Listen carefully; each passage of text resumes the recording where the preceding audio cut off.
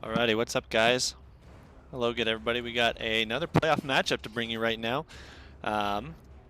This is going to be the Kamikaze Penguins versus ARNY. Again, this is NOXIAN Division. This is a gauntlet-style playoff setting that these guys have going for them, which means the 5th and 4th played a series, then 4th and 3rd play a series, then 3rd and 2nd, and then 1st and 2nd. So it's a Korea-style gauntlet deal. And as the beginning of the bracket, we saw in NOXIAN Division that I believe it was the 4th and 5th teams in Noxus being ARNY versus the Galactic Pirates. ARNY took that series, moved on to face Glorified Banner Minions, and they took that series as well. And now they're on to the semifinals, or second place match, versus Kamikaze Penguins. So this is going to be pretty exciting. We'll see if ARNY can keep on their win streak and take down the Penguins en route to the championship game.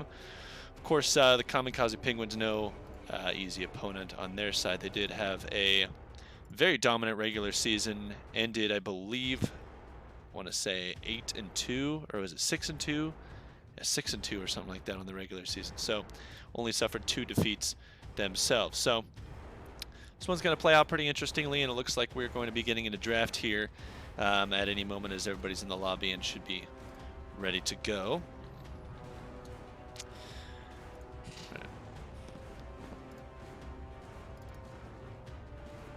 So we should have pro drafts pulled up on the screen here. Kamikaze Penguins being the higher seed, they have selected blue side for game 1.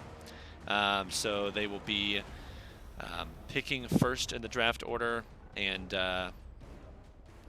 banning first as well. Red side, ARNY will get their counter pick, so we'll see where they'll decide to utilize that.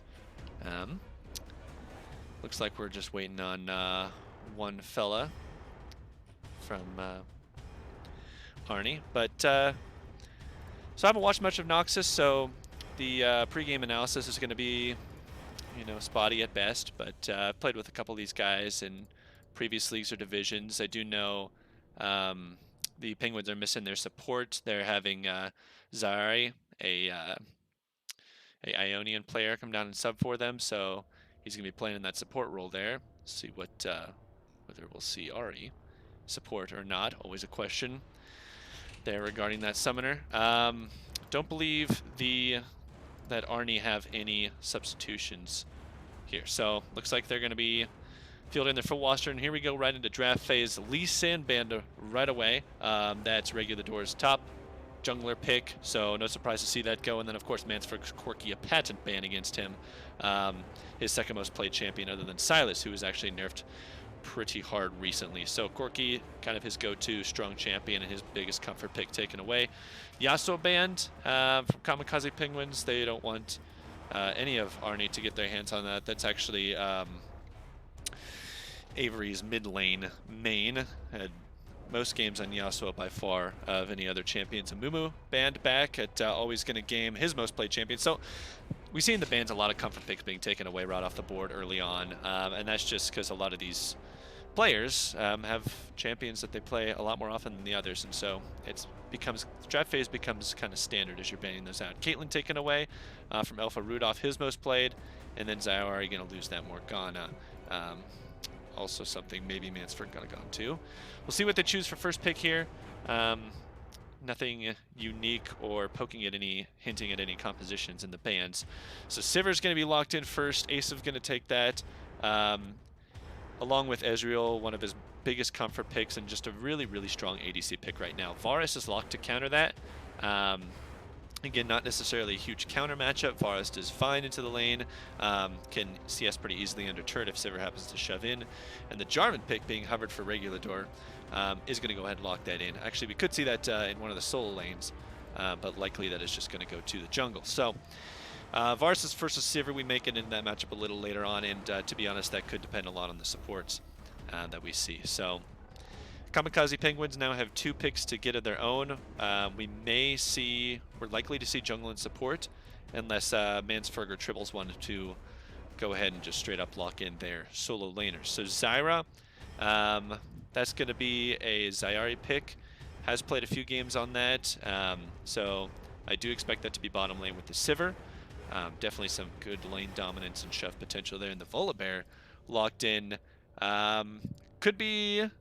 Actually, not locked in. It's going to be hovered. See where it goes, and it is not locked in. It is the Sejuani that they switch to, and they do lock that one in. So definitely going to go over to Always Gonna Game. Does boast some pretty decent stats on that Sejuani so far this season, so definitely not an off pick for him. And already a team fight composition being formed by the Kamikaze Penguins. A lot of AoE and utility ults there. Nautilus is the response from ARNY. Senpai Daisuke likely going to go to him unless Monarch Rab wants to take that in the top lane, but I imagine we'll see that as the Nautilus support. Nautilus Varus, great 2v2 lane, high CC, level 6. You can lock somebody down and take them out real right quick. So while they may not want to be targeting the Sivir, the Zyra seems more of a juicy target in that lane, but some tankiness and strength in that bot lane. So don't see a ban here for ARNY. Likely they ran out of time, so we'll see where they post that as far as what that ban is going to turn out to be. Don't see the matchup channel, so we'll just kind of ignore that and move on. Zedban being hovered towards Avery. Not sure if that one's going to get locked in. In case you have any confusion between the summoners, the mid lane for ARNY, his main account is Ara Avery, or Era Avery, however you want to pronounce it, but he's playing on a Smurf. Yamate Oni-chan, I think is how you're going to pronounce that one. Textbook pronunciation there. But so yeah, that is I'll be referring to him as Avery because that's his main account and what he's played on. So Zed was the ban there. Nico, the response. Again, that is a Mansford special. He has played that. Probably his third most played, and a comfort pick behind Silas and Corky. So Mansford's going to have to go on to something a little bit less down his champion tier list. Still waiting to hear what that last ban is, or what that first ban was from ARNY on the red side. So Nico again banned. Kamikaze has one more before ARNY will take their first pick, and that is a Jax ban. Don't want their top or jungle to get their hands on that. So first pick is going to be Vladimir here, and that's locked in right away. Not sure who this is going to be going to yet. Don't see that either Monarch Rab or Avery have a ton of games on this champion, so that's still definitely a flex. And Kamikaze Penguins may have more information on that, but we still don't know where that's going yet. Cho'Gath here going to be hovered. Tribbles is a tank player, does like to grab those meatballs in the top lane. Plays a little bit of split push style, but I won't be surprised to see the Cho'Gath locked in here, one of his top picks. So now Mansford's going to have to choose his mid laner. Again, a very smart flex pick from ARNY. Neither Tribbles nor Mansford know where that's going, so both of them have to kind of play safe and expect the Vladimir to go, either in their lane or in the other lane. So a lot up in the air and a nice little flex pick from ARNY. Mansford doesn't know who his opponent is. He's going to have to pick blind. Likely see a Syndra or a Veigar coming out to the comfort picks that he's held to, and it is going to look like that Veigar. Veigar's a pretty decent blind pick. One of the struggles of picking control mages blind is that you often can get countered by assassins. Veigar is actually decent into assassins, so for somebody like Avery who picks up bruiser, assassin-y mid laners, Veigar's not actually a bad pick. It's a decent solo queue counter to stuff like the Irelia or the Yasuo. So, and we do now know that the Vladimir is going to be going mid as we throw the Alawi in the top lane. So Monarch Rab has played a couple of games of Alawi, so we'll see how he performs on that one. And the Vladimir mid for Avery. So gonna hop into the client champ select here pretty soon, and we'll see these comps start to flesh out here. So the Kamikaze Penguins, they do have a old school team fight composition. A lot of AoE CC and utility in that draft. Look at the Sejuani, Glacial Prison there, the Cho'Gath Rupture, Veigar Cage. They can layer CC on CC and try and catch out one of those members from ARNY. Problem is, on ARNY's side, not a lot of targets that are easily focusable there. Likely you want to take down the ADC or the mid laner.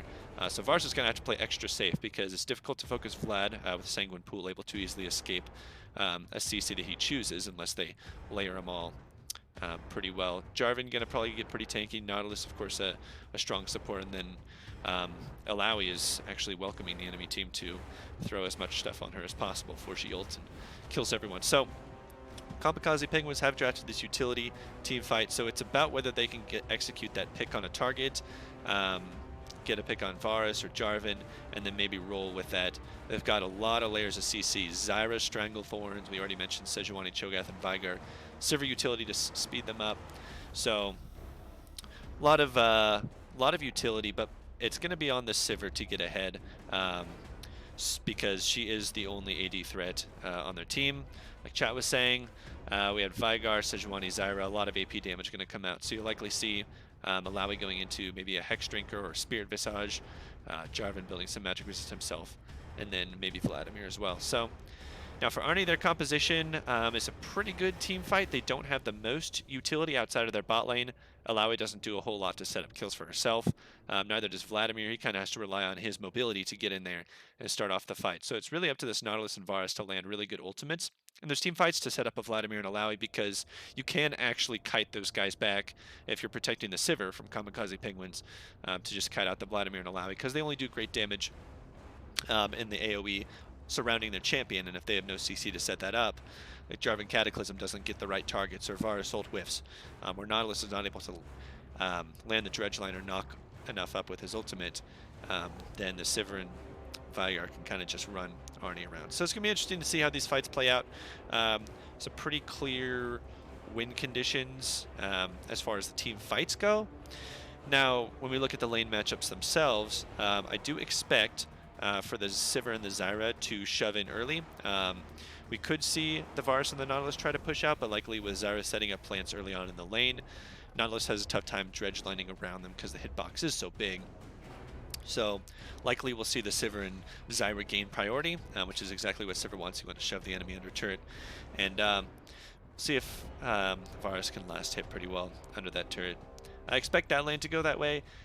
Mid lane, I don't really know the Veigar-Vladimir matchup too well. I do think Vladimir actually has an edge early, as he's able to walk up and trade with impunity. Not sure what starting item he's going to go for. It could be a Dorn Shield or maybe Boots and Potions if he's feeling pretty good about that one. But Vladimir has just so much sustain in that mid lane. It's really hard for Veigar to actually whittle him down at all. Likely Mansford will just want to stack that Baleful Strike and start building up AP for the late game. That's usually how he plays the Veigar. We don't often see him going for kills or trying to set up his jungler for ganks around the mid lane. So I imagine mid will be a bit of a farm, or mostly a farm battle, with Avery trying to get in as much poke as he can and bully that lane around a little bit. Because like I said, Veigar's not going to be doing anywhere near enough damage pre-6 to overwhelm the healing abilities from the Vladimir. Top lane, you have Alawi versus Cho'Gath. Not really sure. Chat, you can probably help me out on this one, how this matchup's going to go. I imagine Alawi's totally fine laning into tanks. She's able to, if she takes that Kleptomancy,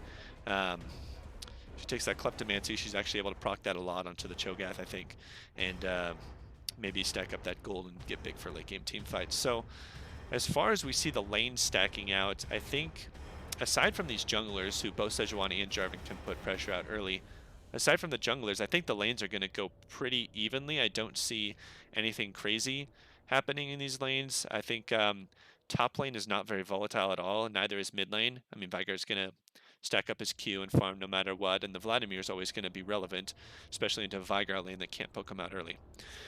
So not much volatility in the top or mid lanes.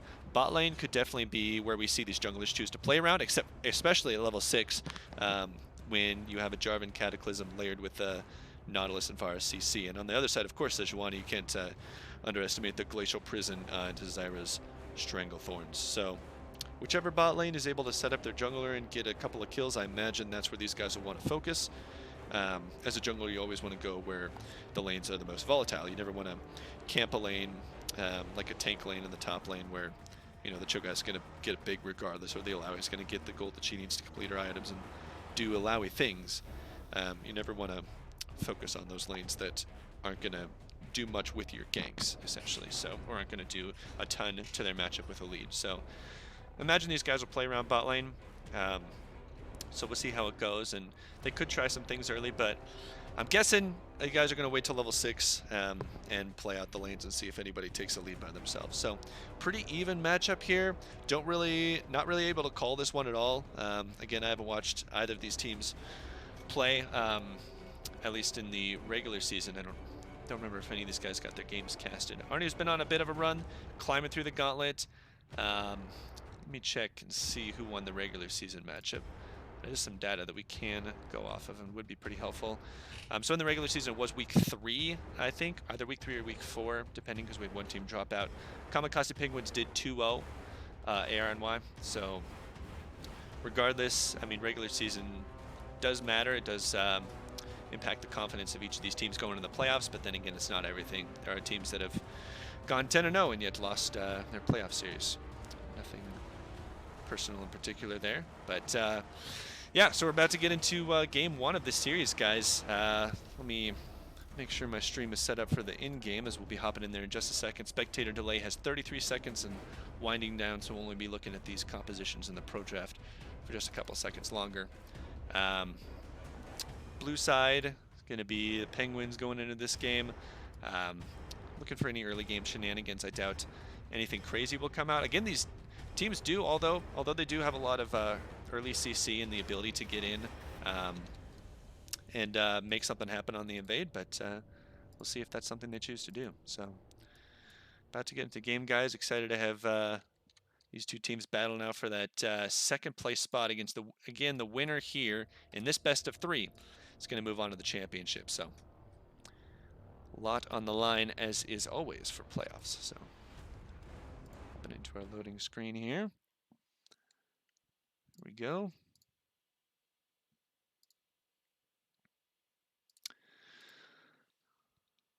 Alrighty, let's unmute our master volume here.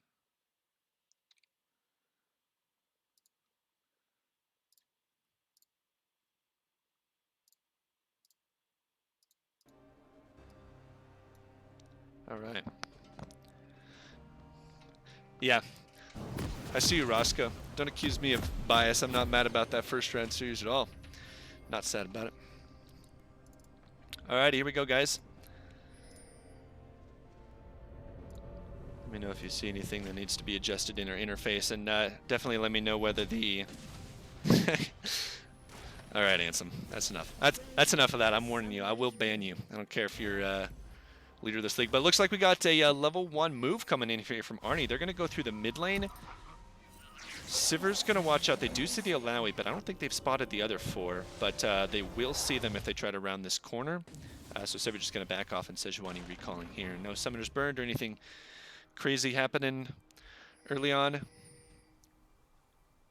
Ping's going down from ARNY onto that red buff. We'll see if they choose to start the Jarvan there for maybe a level 3 bottom, or if they're looking to just take that blue. So I think those pings might have been suggesting that Monarch Rob would go ahead and watch that in case Kamikaze Penguins were to invade topside. But we just do see mirror jungling here early on in this game, and actually, no, never mind. Jarvan heading up to that red buff. So Mansfrick sitting up here kind of late. The minions are about to hit mid. I don't know if they're going to try anything. It doesn't look like they are, so Mansfrick going to be a bit late to lane, but they were trying to get some useful scouting information. Maybe a ward would have been good there, but again, they didn't know where the enemy was. So we'll start things off with junglers opposite from each other, and this could set up an interesting play if Sejuani wants to go top early, or if Regular Door wants to start bottom, or to gank bottom level 3. But always going to game, likely going to go invade here. I'm not sure if they were able to know where the Jarvan started. Ooh, he's looking to look for the level 2 bot here. Alpha Rudolph and Senpai Daisuke in the middle of the lane. Nothing crazy here, but Zyra steps up. Knock up by always going to game, and there's the flash onto him. And that's going to be first blood. Full committal here from the Kamikaze Penguins bot lane. Nice little sneaky level 2. Again, you see that ward in the river from ARNY. Just does not spot the Sejuani as she slips into that bush. So well played from the Penguins. Nice little cheese gank there in first blood. Crucially, ARNY were able to keep up all their summoners, so Varsh just going to be walking to lane and see how much of the CS he can pick up. First blood did go onto the Zyra, so with other supports you may not think it's quite as worth it, but getting that Zyra to her magic pen items, especially in a support role, is really crucial. So see if Zyra is able to pump out the damage with that early lead. As Alpha Rudolph just walks back to lane and starts last hitting under tower. So we talked about bot lane being the most volatile lane here, and it's kind of started off with a bang. And, I don't expect to see much from top and mid, unless the junglers do gank them. So Mansford, you see him in the mid lane with the Vigar, has taken that Glacial Augment. A good pick on quite a few mid laners with utility. Able to get that auto attack that slows the enemy to set up an easy cage. If he wants to set up a gank for his jungler. He's gone in the... it's also helpful to go in that Inspiration Tree because you can pick up the Biscuits and the Time Warp Tonic to enhance your Corrupting Potion charges. So while the Corrupting Pot was nerfed a couple patches ago a little bit, if you get the Time Warp Tonic, it actually is still pretty good. So no other unique keystones that I'm seeing right now. Both Sivir and Varus with their lethal tempos. Alawi, like we were talking about, going with that Klepto. Looks like Jungler's got into a bit of a tussle here. Always going to game got the Scuttle Crab, so that's big for him as he walks back to clear his topside jungle. So Jungler's about even here. Mid laner's not too much of a difference. This Vladimir's going to start pulling away, I think. Well, I don't know if he's going to pull away, but already off to a bit of a lead. Thanks to his ability to walk around that lane and do whatever he wants to. Again, Vigar can't do much damage really to him or threaten him in really many ways. So we mentioned Alawi with Kleptomancy, Stranglethorns, or as the Grasping Root there misses from Zyari. Mentioned the... Ooh, we got a gank here top. Is not sure that they want this. Yeah, Monarch Grab just going to hold down the fort there top lane and force Cho'Gath and Sejuani to walk away. Tricky with an Alawi. Don't really have enough damage as a Cho'Gath Sejuani to take her down early. And it even becomes harder lane because late game is here. We got a little bit of a play bottom. Regulador is down there. They get the root onto Asov. He's going to have to flash out of this one. Zyari rooted as well. That's the power of the Nautilus. But flash burn from Asov, and while no heal was burned, they're going to be really low, and likely Regulador going to stay around here and see if they can pull off a dive or something. Always going to game nowhere near in the area, and I think that's just going to be double recalls out of Asov and Zyari, which is smart from them. You don't want to stay under this turret and risk yourself to die there and give up even more CS. So smart play by those guys. Flash was burned from Sivir, and the Ignite from Nautilus were the only summoners in that fight. So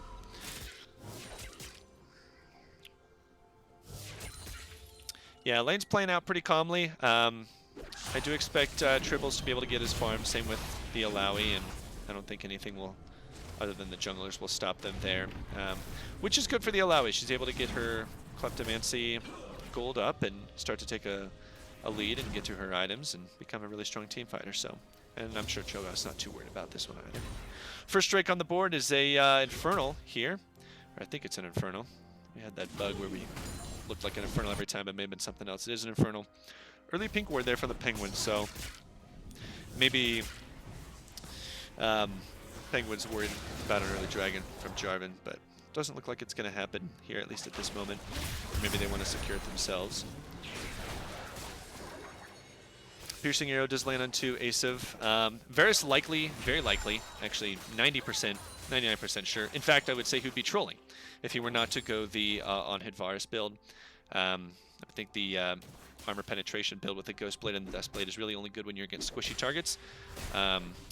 And there's not a lot of armor to have to penetrate. So against the double tank of Cho'Gath and Sejuani, who's going to be in his face the whole game, definitely going to want to go that on-hit Varus build, which is the more common of the two. At least in competitive play, where people are more likely to play tanks. Solo queue, you see the full AD armor pen build a lot more because people play squishy champions in solo queue. So that's how that goes. Priority in this lane, spot lane, kind of shifting back and forth, mostly with the Sivir and the Zyra, but again, nothing crazy.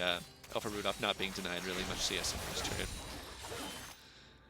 Vladimir up about 10 CS, has elected to go for early CDR. Forget what that item is called, the little book. But you sometimes see Vladimir's going into either early AP or just building straight up CDR, even though it doesn't build into the early item they want. Just cooldown reduction is still valuable in Vladimir. Protobelt's a good early item for him. I wonder which one he's going to turn this into. It could be an early Zanya's, but already has their Ruby Crystal as well. So not too worried about this lane, just stacking health and CDR and farming as best he can. Early Dragon here from Kamikaze Penguins. Again, they were able to utilize that vision they had in the pit to sneak in and Fiendish Codex, yes, thank you. That's Fiendish Codex. Could be Morella Namicon, or I think more likely nearly Zanya's. Can't remember what else that builds into. May have a bit of a fight here. Senpai Daisuke does miss. Jarvan is level 6. He may Cataclysm, but Regulador in trouble. He's going to have to back out, and both parties disengage here. Kind of a touch-and-go fight there. As Kamikaze Penguins do lose out a bit on the health, but likely no pressure going to be exerted off of this, as Always Gonna Game is going to recall here, and Jarvan going to go back to his jungle. So yeah, Penguins are able to get that Infernal and get out, so that's really good for them, as they definitely, Mansberg's going to be happy about getting some extra AP on his Veigar. Going to be affecting basically only the Veigar and the Sivir. Tank stats are not really benefited off of the Infernal Dragon, really only increases your AP and your AD. So that's a Veigar Sivir thing when we get later into the game. Jarvan sneaking down here in bottom. Again, they have pinked the one brush and not the other. So now Kamikaze Penguins are alerted as to where he is and are likely just going to back off to their turret and try and avoid the dive. So valuable information, a great ward placed down likely by Zayari, but he could go for the dive anyway. He's still level 5. Regulador doesn't know he's spotted yet, so Penguin's playing very smart. It looks like he's just going to recall and get out of there. We'll see if they send some cheeky spells, but he's going to walk out. But we do have Always Gonna Game. He is top lane, but Cho'Gath a little bit behind the play. Does spot out the ward. Monarch Rab just chilling. DC'd, maybe? Yeah. Wonder if he DC'd there. I can't see the chat. Let's take a look and see what's going on here. Top disconnected, yeah, so that might have been what was going on with the Alawi there. Boy, that was that could have been kind of awkward if Sejuani been able to sneak up there and get a kill while he was DC'd. So fortunately, fortunately for ARNY, Sejuani did back out, and that would have been a really awkward point in the game to kill a DC person in playoffs. Not sure what would happen. People would have been pretty mad, probably. Looks like we're going to be getting this one started right back up again here. No big deal. Rift Herald spawning in about 20 seconds. Probably not going to see that this early. Neither of these junglers great at soloing. I guess Jarvan could solo pretty easily, but we don't see any crazy priority in top or mid. The Alawi is shoving. It's been consistently shoving out more often, and maybe the Vladimir too, so ARNY might be a bit more set up to do an early Rift Herald, but with the Penguins moving up into that top side, it looks like they're going to try and get vision there. Regulador recalling bot. Next dragon coming up is a mountain. You see that in the bottom left-hand corner, or bottom right-hand corner of your screen, about 2.5 minutes there. Yeah, so Yamada here on the Vladimir did choose to go for that Fiendish Codex early, but likely going to not finish this out and go for the Protobelt instead, as we do have a play here. The Rift Herald is being started, but it looks like ARNY are here for the play, and Always Gonna Game is in trouble. They only have 3 people there. Mansberg's here, but now it's a 4v3. Flash is out. Always Gonna Game trying to stick around for that Herald, but not able to get it and barely gets out. So no deaths, but what was an early Herald play from Kamikaze Penguins was just thwarted. And curious as to why they didn't keep more members around there. I didn't see who backed, but they only had 2 people there, and Senpai Daisuke had already roamed on the Nautilus, and it was a 4v2 for a little while. So when you're doing the Rift Herald, you want to invest a little bit more resources into that and make sure you're securing that Herald, because that was kind of awkward when you just get pushed off it by people with more members than you. Have to give it up. Immediately drops at top, so a lot of plate money. Still 3 minutes on those plates while they're up, and quite a bit picked up by this Alawi, who's going to be generating a lot of gold now. So in fact, we might even check in on that now. Yeah, up about 600 to 700 gold here already, 11 minutes in. So with those plates, it's going to be accelerating her lead pretty quickly. First items going to be coming in here in just a few minutes, but it looks like we have a flash play. Senpai Daisuke flashes with the knock-up, and the Varus damage comes in. Asaf's still sticking around. I think he tried once this, but does get rooted up, and Nautilus and Varus are going to fall up on him. No cooldowns left, so they're going to back off. But yeah, Zayari going up to clear that pink, and just got caught out with a Nautilus flash and didn't really respect the CC, and that's what happens when Varus and Nautilus get on. You have the tools to lock you down. Nautilus very good in the 2v2 because he can switch targets pretty easily and stun both. So Lane's defaulting a little bit. The only thing I will say is that actually the Kamikaze Penguins bot lane has taken 4 plates off that bot lane turret. So Asav and Zayari exerting their pressure here, and ARNY will answer with 1 or 2. Will be just 1 for now.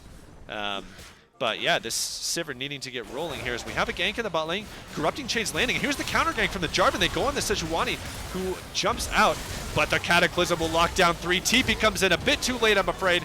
It's going to be a 2-for-1 overall. Mansford gets the stun and bops him with the ultimate. Alpha Rudolph still hanging around in there. It is a 2-for-2 overall. Mansford just going to flash out on the back end of that. And very messy play, but what ended up being a 4v3 was a 2-for-2 overall. Dragon is up now, but with no junglers on the map, that's likely not the option here. So, great reaction here from Mansford to TP down and get a couple back for his team, but very nice counter gank to set that up by Regulador. Was able to knock up the Sejuani. She had to Arctic Assault away, and then the Cataclysm locking down 3 members to set up Alpha Rudolph and Senpai Daisuke to clean that one up. So, well played on both sides, and didn't do much for the gold, except for it did put ARNY up a decent chunk. Likely that was a result of the turret plates early, but wow, a lot of damage on Alpha, and he just doesn't want to stay here. He's just gonna lock down, and the plants are going crazy. Oh, they're attacking the Dragon. He's still very low. Sayari coming from the back line. Always gonna game in there, but doesn't know if he wants this, as he is facing down 4 members. Split fight here for the Penguins, as both sides are gonna back out here. Vars does have a recall, so the Kamikaze Penguins do have a health bar advantage, and with Mansford hopping into the back of the pit, they might just go ahead and take this one. Vision is there from ARNY, but yeah, it doesn't look like you're going to contest here. Jarvan without the smite, not even worth a steal attempt. So second drag secure for the Penguins, and they'd probably want nothing more than to grab that Infernal and Mountain early, which they do. So walking down bot. Plate timings have just expired, so no extra gold to be gained there, but they're looking for this first turret here. And Vars just on his way back down now here. Yamati rotating over on the Vlad, but it is too late as they do knock down that first turret. I'm not sure if they want more here. It is going to be 4v4 if they step up, but Asav with no mana and very low health, likely he's going to back off here. So Kamikaze Penguins bouncing back on the gold. They cut that 1k gold lead almost to nothing, and it's just a matter of a couple hundred now. Ooh, as Zayari looks in with the Grasping Roots, does get the Ignite, but the damage is there from the Forest to trade back, and Sivir takes 1, but now he's in trouble as Regulador is behind him. So 2-for-1 overall. Fun little skirmish there as Var steps up into the Zyra damage, but Asav there to back up his teammate and clean up that kill, but Jarvan there to back up his teammate, and ends up being a 2-for-1 overall in favor of ARNY. So Mansford a bit of a lone time mid, but not going to get that turret and not going to really cash out on those plates at that time, because they have been expired for a minute or so. Meanwhile, top lane turret does go down as we look at the gold here. Alawi has come out even with 0 kills on the board. Now she is up about 1,100 gold due to that kleptomancy and the turret plates going down there. So no small feat to take that early, especially on a champion like Alawi. So, ooh, the flash in with that ultimate, and not quite in range to get much damage there. And like we were mentioning earlier in the draft, unless the Alawi has the setup from the Jarvan and the Nautilus or even the Varus, it's going to be hard to get that damage down because you have a lot of utility and mobility from the side of Kamikaze Penguins. They can easily disengage with Mansford. He's going to pop down that cage and just lock the Alawi right in there, kind of disrespecting the utility here from Kamikaze Penguins, able to pick up a kill. Vladimir has to flash now. Varus coming in from the side, but he's a little late and has to have to go the long way around. As Kamikaze Penguins now threaten this tier 2. Vision's being swept here. Alawi's up in 12, but has no TP to flank from behind. Mansberg stepping up and getting off a little bit of damage. Maybe took back more than he wanted to, but with Regulador now low, this could be signal to push up to the turret. Ooh, Grasping Roots just barely missing Vladimir from the side. And they're able to get the proc off onto the turret. A couple more autos, and that'll go down. So nice push here by Kamikaze Penguins as they're able to use their health and mana advantage to secure that inner turret. So that brings us now to 3 turrets to 1, and almost 1,000 gold lead for the Penguins. We'll have to be careful not to stay here too long in the enemy jungle, otherwise they may get collapsed upon, but nothing's going to happen here as both parties are going to back off. Cloud Dragon is the next on the table, up in 2 minutes. Likely the Penguins are going to want to focus their members top lane, as they do have a little bit of standing gold left in both the outer and the inner turrets. They may set up a 4-1, but it's likely that Cho'Gath's going to stick around for the time being. Monarch Grab a bit caught out here on this Alawi.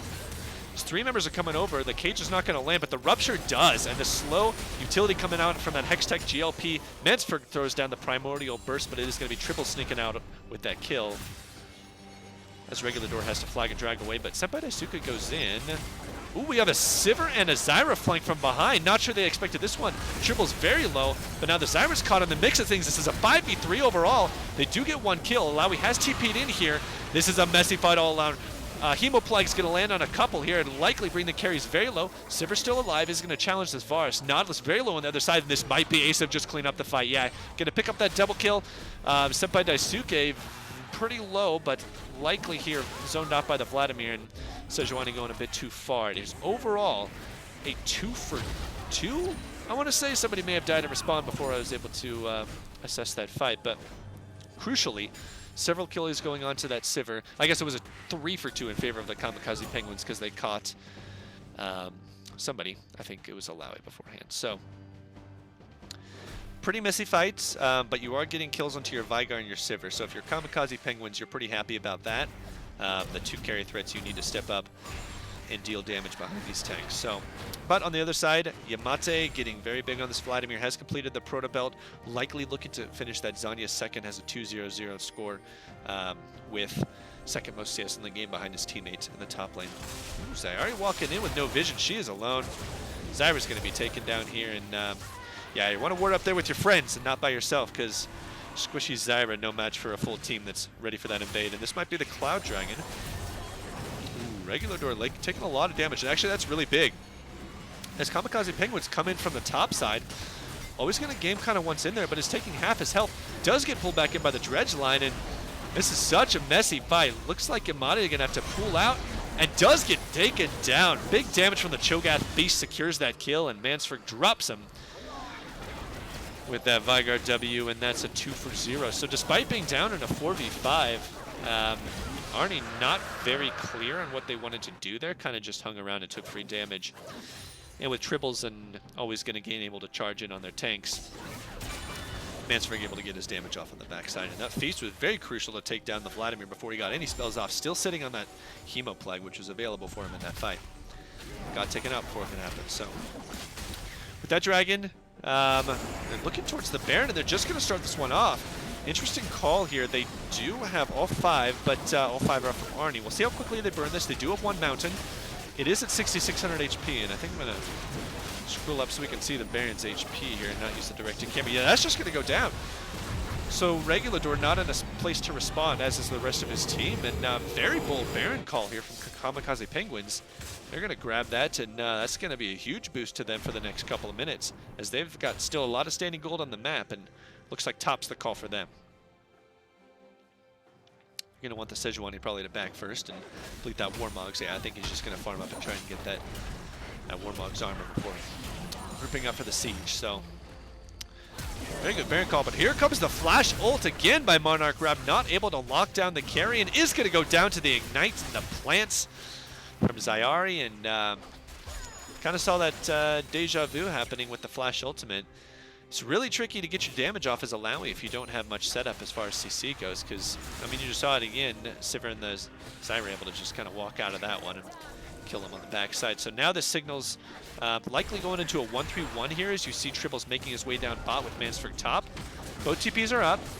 We'll see if Cho'Gath gets in a little bit of trouble here, but the Jarvan's going on a very deep flank, and not sure what his plan is here, likely to recall. But Mansford's already taken down that top turret. Triple's going to go grab that wave and bring it up to the bottom inner turret. Well, the other 3 siege men, and this is the call to go. Spell Shield does block that Nautilus ultimate, but you still do have other forms of CC, but the response is there. Double ultimates landing on each other with the Varus and the Sejuani. Neither are going to make it out, as it is a 1-for-1 overall. But you're definitely happy about that if you're Kamikaze Penguins, because you're definitely good with the 1v1 in that scenario because you have Tribbles whacking on the spot lane turret, Mansford on the top lane turret, and I think if this one goes down, which it should to the cannon, yeah, that's 3 turrets already picked up on this Baron power play. Big one for these guys as they're able to secure that standing gold on the map, and the worst they had happened to them was a 1-for-1 champion trade. So these guys are going to reset. At this point, we're looking for them to establish vision in the jungle, try and suffocate them out of the jungle camps. Tribbles, see if he wants to take this wolf camp. But if you're Kamikaze, you're just going to want to put as much vision in their jungle as you can, catch them in all their rotations, make sure they have nowhere to go that's not within their base. So 2 minutes still for the next objective. It is an Infernal Dragon coming up here. So we'll see if Kamikaze Penguins waits around for that, or if they try and pressure one of these turrets.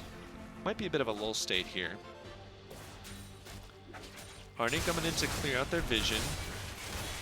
They do have 2 sweepers, so see if they're able to effectively do so. Land down the pinks. Oh man, that is so much Zyra damage. 3 plants whacking away on regular Doran with no magic resistance other than the Mercury treads. It's going to be pretty low health Jarvan, and this may signal a siege. So it looks like 4 members are headed up here. The Sejuani will want to join her team. The siege isn't great from the Penguins, but the wave clear is not from ARNY either, as Cho'Gath is going to dive. Not sure that they want this. He's just going to get hammered down by that Varus auto attack damage. Monarch Rabbi, meanwhile, flashes in on the other, or just goes on the other end. This is going to be a 4-for-4 overall. Very, very close fight. Sivir does go down, crucially, Kamikaze Penguins, and they have to back out and see if Mansford wants the damage here. Alpha Rudolph flashes forwards. Here comes the Glacial Prison, still up in the Sejuani, and is going to get deleted by the Vigar. So Alpha Rudolph forgetting that Sejuani ult was still up, and that's going to be a turn fight here. This could be game. That's going to be 4 down, only the Nautilus up. Looks like Kamikaze Penguins is just going to run it through top, and with 3 members up, see if they choose to end here. Not great auto attackers on the turret, but Vigar with the AP stack likely could do a lot of damage with his autos. Yeah, he's chunking that for about 1/6 of the HP. They're going to go on the second one. Spawn timers, 1 second here. Alawi's up now when you got 10 on Jarvan and Varus. Let's see if they can do it in time. Alawi's coming out. The stun is going to land. That's going to be the Ignite dropping down. The Alawi's going to go down. TP comes in. We still have 3 members there, but they're getting cleaned up. Zyari's going to go down here. Vigar very low as Tribbles is auto-attacking the Nexus frantically. Pops the stone plate. Not going to be able to get those autos down in time as Mansford now running for his life as well. Oh, drops the Primordial Burst behind him. Look out. Walks out for free. And man, that was quite the Nexus defense by ARNY. They just spawned in time to be able to clear some kills out. Triples did go down as well as Zyari, but crucially, missed out on that shutdown on Mansford as he did get a little fadeaway kill there in the top lane. So, base not really yet in shambles. I mean, they can just send somebody top to clear that wave. The Infernal Dragon's already gone, and with Baron spawning in about a minute, the inhibitor you want to have down is that top lane. But crucially, the Nexus is exposed, so we'll see if Kamikaze Penguins want to do a backdoor. What ARNY likely is trying to do is going to be shoving out that bot lane and then rotating all 5 to maybe contest this Baron. 45 seconds left on that buff before it spawns. Alawi struggling a bit with the CS in the top lane. Does just have that Triforce and Spirit Visage, so not quite the damage item she wants to, but is going to be steadily clearing away that top wave. Alpha Rudolph going to join him and see how quickly they can get this wave shoved back and go to contest the Baron if they do so choose. So Penguins now with 2 Infernal Dragons. How much HP is Vigar sitting at? I'm pretty curious to see. I don't know how to even check. Yeah, I don't know how to check, whatever. Oh, yes I do. 926 there on the Vigar. Holy cow. But speaking of, is caught out a little bit, is able to get the stun. Oh, the lock comes down from the Dredge line. Is able to pick Mansford, but not taking very much damage here from the Vladimir. Ooh, does Zanya's that Primordial Burst, and is going to go down to the backside as Sejuani going man mode in the back line, looking for his second kill of the fight. Zyari following it up. Sivir's just behind. Triples coming in with the Righteous Glory. And yeah, as soon as Mansford didn't fall down there, well, he does go down in the end, but took too much damage and spells to try and kill him, and that signals the fight for Kamikaze Penguins. They're going to take that in a 3-for-1. Still 4 members up, and likely it's just Jarvan and Nautilus. That's going to be the game here. As they push on to the Nexus, GGs are called out, and that's going to be game 1 going to the Penguins in epic fashion. That was a great game. I'm very impressed with how they played the map. From the second they made that Baron call, picked up that buff, executed pretty cleanly, despite a couple of overstays, or that overstay on the Nexus. We're able to regroup, go down mid, get the picks they needed, and fortunately we're able to survive that engage. Looked pretty bad for the Penguins there in that last fight, but didn't quite lose their mid laner until pretty later on. So big game for these guys. We're going to exit and get ready to start up game 2. I'm going to take a quick break. We'll be right back with the stream for game 2 here in just a second, guys.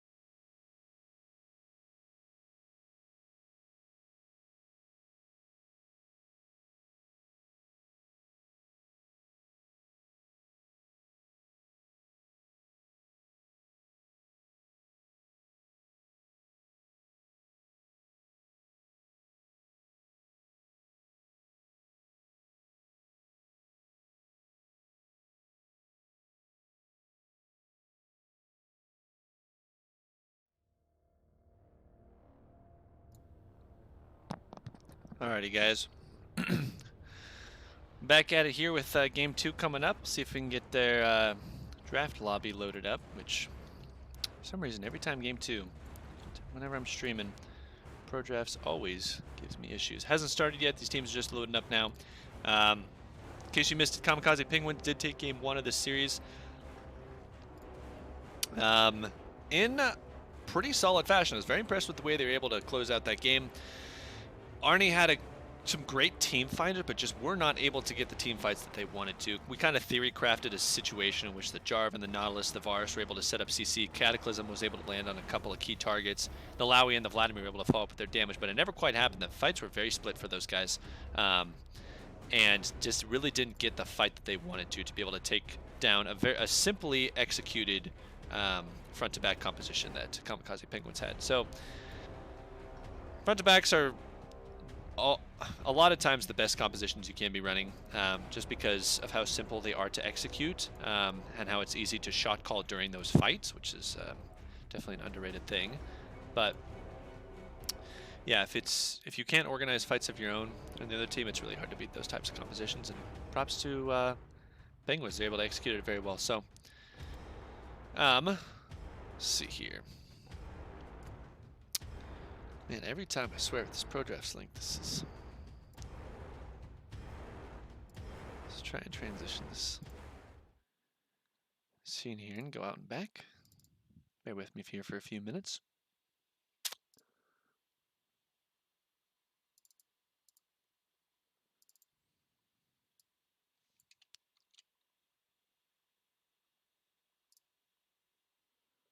Yeah, Pro Draft's just not going to want to load here in this one, so might have to just shoutcast the draft phase, and you guys can look at my client and see them sitting there in lobby doing nothing. So this could be exciting here. All right, come on. All right, we are into the band phase, and it looks like I'm going to be shoutcasting this while you guys watch in silence and see nothing. So that's going to be fun for y'all. So ARNY have selected blue side here for the second game. Kamikaze Penguins are on the red side. The first couple bans, Corky has been taken away from Mansford. Sejuani this time banned from Always Gonna Game, so not gonna get his hands on that Sejuani. Zyra taken away from Zyari. Now, Kamikaze Penguins have banned out Lee Sin, Yasuo, and Morgana, the same three that they banned the first time. So ARNY switching up a couple of their bans. We aren't gonna see the Sejuani or the Zyra. The Corky's still gone though. And so now with blue side first pick, we'll see what our ARNY selects here. Got about 15 seconds here. Yeah, sorry about the stream, guys. Not able to load the Pro Drafts link, unfortunately, on here, so gonna just kind of shoutcast that one, hopefully. They have locked in Cho'Gath here, ARNY as their first pick, so that's gonna be top laner taken away from Tribbles. Did use hands on that Cho'Gath last time, but we're not gonna see that this game.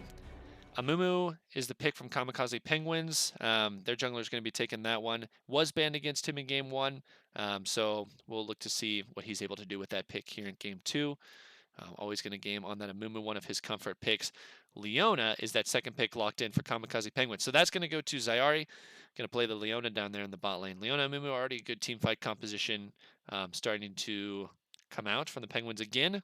And they showed their hand early in the draft last time, and were able to get away with it. And so they're doing the same here in game 2. Let's see here. A couple seconds left on the pick from ARNY. They've already picked Cho'Gath. Their second pick is going to be the Kaisa lock here for their ADC. And third pick coming in here in just a second. So again, if you're just joining us, Pro Drafts is unfortunately not working on my computer. Not able to get the window pulled up here. So just trying to bring you guys up to speed as this draft unveils with my words and not your screen. So Teemo was locked as the third pick. I'm assuming that's not a Teemo, although it still could be. So ARNY have locked Cho'Gath, Kaisa, and Teemo in their first phase. I have not heard or seen anything to the contrary.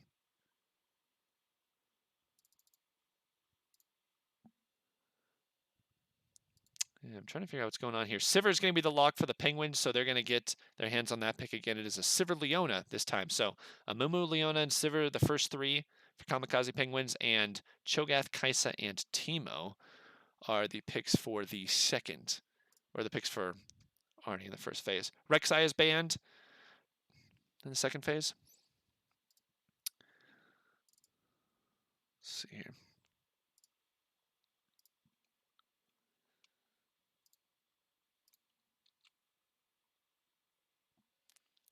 Zed is banned. Veigar taken away from Mansford.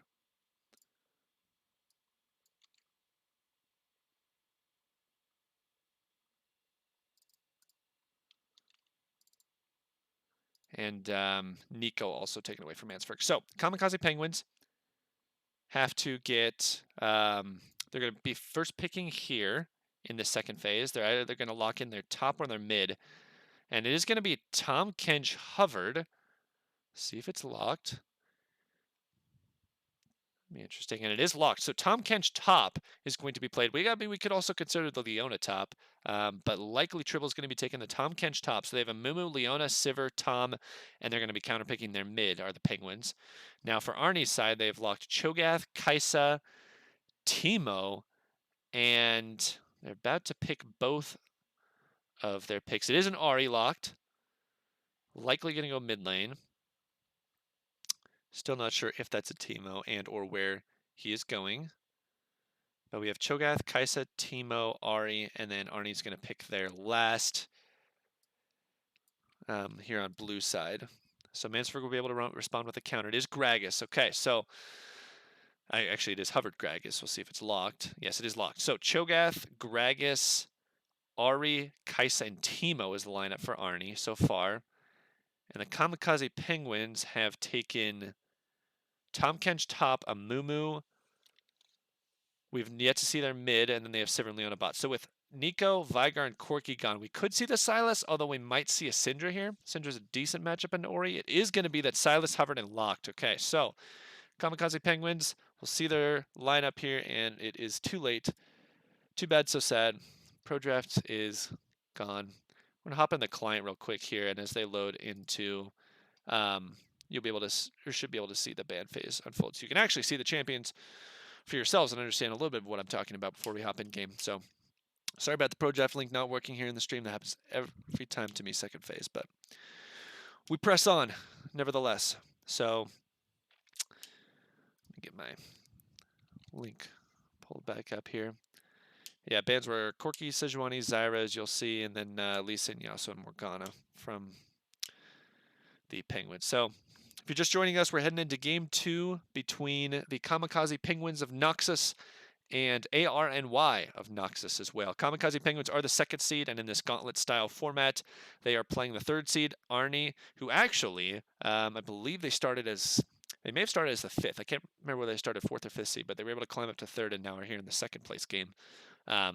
Winner of this one goes to the championship round. Going to be played later on versus the Dream Daddies, who have secured that 1st spot and are awaiting the winners of this series. So Kamikaze Penguins were able to take game 1 with a good team fight, front to back composition, and playing well around objectives and closing the game out when they needed to. Some good shot calling coming from those guys. So we'll see how ARNY is able to break that apart in this game. So we see the bands coming across. This last one should be the Morgana. Now we'll get to see if this is actually a Teemo and where it is going, because I never saw anything to the contrary that would make me believe that the Teemo is not actually going support. And furthermore, Senpai Daisuke, actually, Teemo is his most played champion. So the evidence is strongly in favor of us being able to see a Teemo support here on the Rift. How exciting that is for some of you, I don't really know or care, but I guess a lot of people in this world get hyped up when they see Teemo for some reason. So it is the Tahm Kench top in the Amumu jungle. Tank on tank matchup. Not sure how the Tom does into that. It's really hard for carries to get onto him. I think the Cho'Gath won't have too much trouble in this matchup. Cho'Gath's got decent trade and sustain if Tahm Kench tries to walk at him and start licking away. So Monarch Rab probably not too worried about what is an otherwise pretty toxic top lane matchup. Gragas and Gragas and Amumu, the 2 junglers here. Again, we're seeing a new look from Regulador as he played the Jarvan last time and always going to gameplayed Sejuani. Mansford does get his hands on the Sylas, so while he does have a very high level of comfort on this champion, it is arguably in a state of either B or C tier in the mid lane. Some pretty big nerfs to wave clear and damage were thrown at him in a couple of patches ago, so we'll see how he does into the Ahri. A couple of great ults to steal. Cho'Gath Feast, fun interaction. You can actually get feast stacks on Sylas if you're able to constantly steal that ult. Obviously, he's not going to be able to use that as much as the Cho'Gath is, but you could actually see a bigger Sylas due to a Cho'Gath ult, which is kind of cool. Ahri ult, good to steal. Definitely allows you kill pressure in that lane and also the escapability. Now we get to see if Senpai Daisuke locks in his Teemo support, which he does, and so going to be an interesting lane to talk about as Leona is locked in. So we got about a minute here until we hit the 3-minute spectator delay.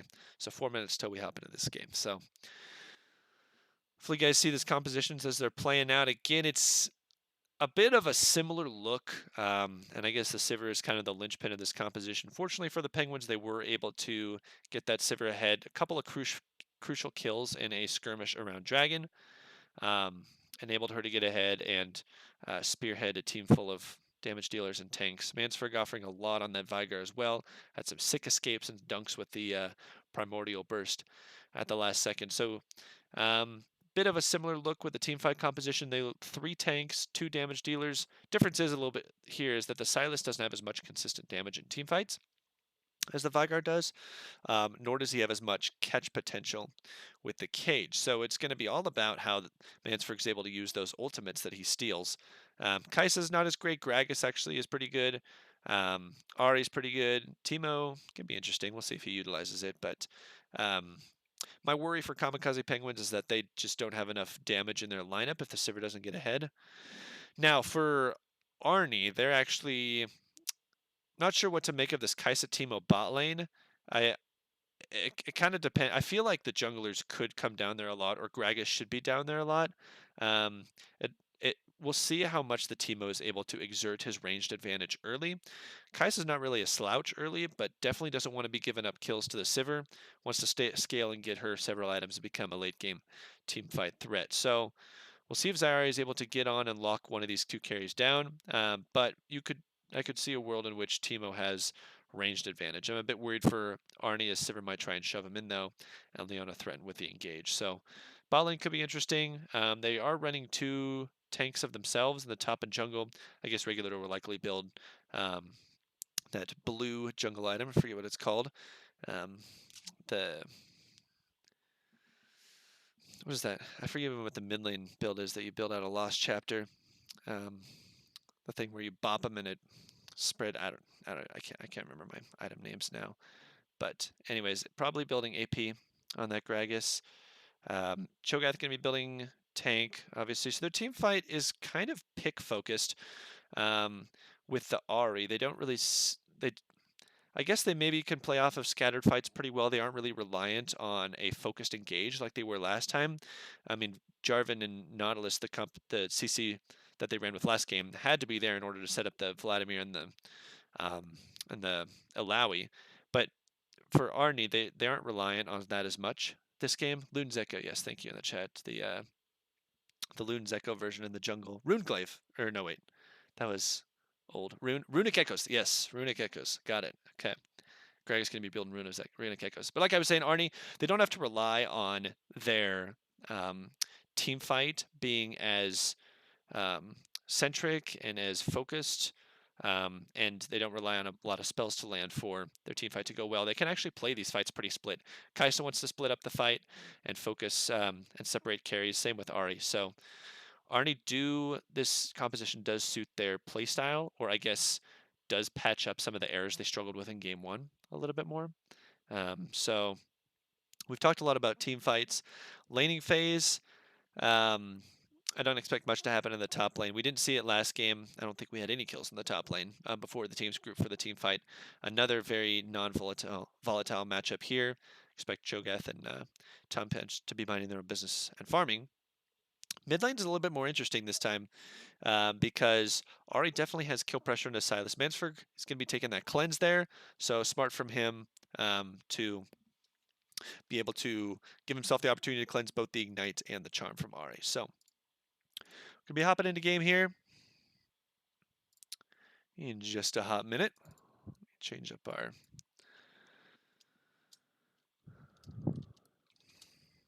text here so you can follow along with correct scores at the top side of your screen here.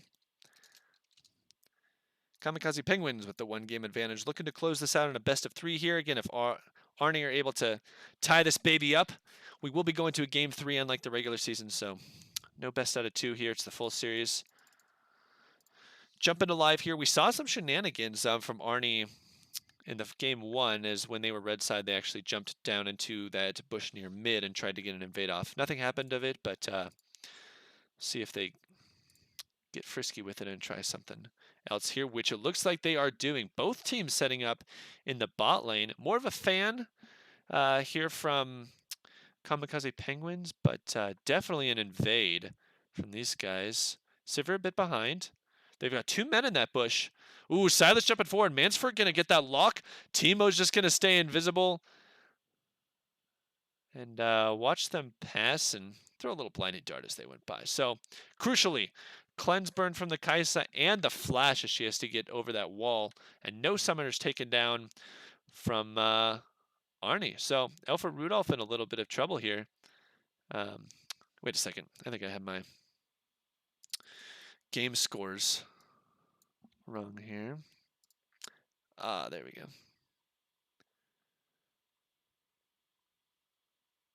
Yes, okay.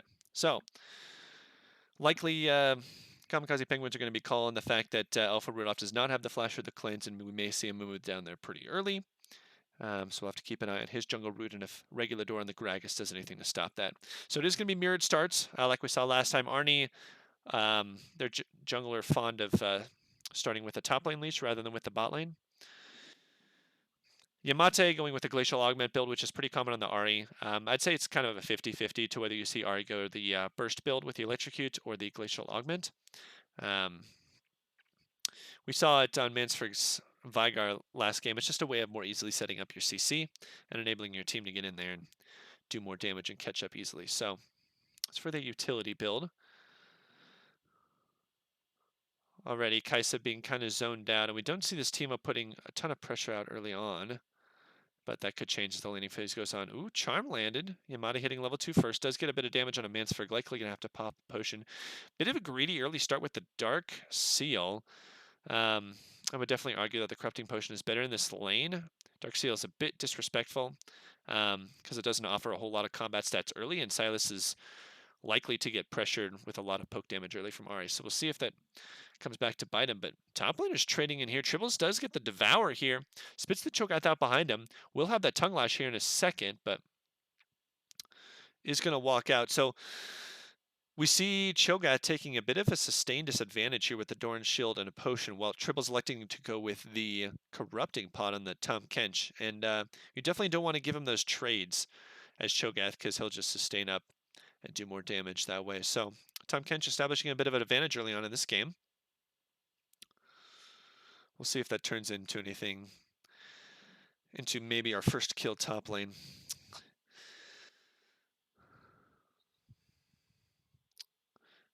Timo just chilling down here. Oh, nice spell shield. Able to predict that Senpai Daisuke was going to come out swinging with that blinding dart.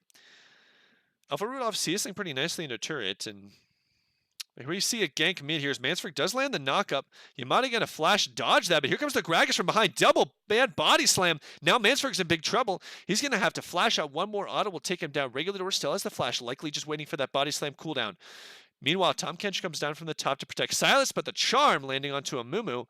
Mansford goes back in, does get a big heal from that Kingslayer. Already out of mana, is going to get that red buff burn and the double kill, but Tribbles may pick up this on the back end, so good roam from him to be able to salvage that fight, but very well played by the Gragas and the Ahri, who take a 2-for-1 advantage here. 2 kills onto that Ahri, and what'll be a very accelerated early lost chapter. Or wait, and maybe that Spooky goes, or the GLP, which does still bit out of the last chapter. Correct myself there. Great counter gank from Regular Door as he's able to be there just in time to stop his mid laner from going down and able to pick up a double kill here. Tahm Kench is establishing a bit of a CS advantage. I guess some of it is going to die to the turret, but part of that enabling his roam was his ability to shove that early top wave and consequently create some pressure on the map. So Mansford walking up top, hoping to maybe clear out that wave or maybe some vision. See what he chooses to do. Tribble's coming in from behind as an engage goes under turret. Not sure if Zyari wants this one. Does take a turret shot, but it's just going to be the one. But now it looks like we got a dead Cho'Gath here. Does have the flash, but no mana. And Tribbles with the red buff. Yeah, I don't think he's going to get out of... Ooh, maybe. Does dodge the lick, but no. Tribble's going to get on him with a flash. Unlikely. That's going to be a quick devour into a kill here. But Mansford going to take him down with the Kingslayer. Some nice little flank from that Tom Kench. And now even a bigger advantage for this Cho'Gath. And good for Mansford to get a kill back there. I think the Penguins are pretty glad that went onto his kill count. So able to come back in that lane that went pretty badly with an ARNY double kill. Speaking of which, roaming bot does not have the flash. Ooh, nice spell shield by Asav. Does negate that charm, and without any other CC setup from the ARNY bot lane. Asav and Zara are going to walk out, but Ignite is dropped. Asav pretty low, does have to burn that heal, but it actually, the Teemo is in trouble. Boomerang bang on the back, takes him down, and now Alpha Rudolph going to cleanse not much as the exhaust comes down. One more auto from Zyari, and 2 for 0 in the bot lane from Kamikaze Penguins. Yeah, big play from them there as the Teemo went in for the Ignite and the Flash, but just not quite able to take down Asav, who was able to heal and then fire off a fadeaway Boomerang Blade. And with a consistent damage and CC from Zyari on this Leona, able to turn around and get 2 kills for none. Now with the wave shoved in, they're both going to be recalling. Sivir hasn't recalled yet, so likely going to see that BF come in for her as soon as she hits the fountain. Maybe get towards that Essence Reaver. We'll see what build path she decides to take. So yeah, BF popped in there, and it likely is that dagger for the start on the Essence Reaver. So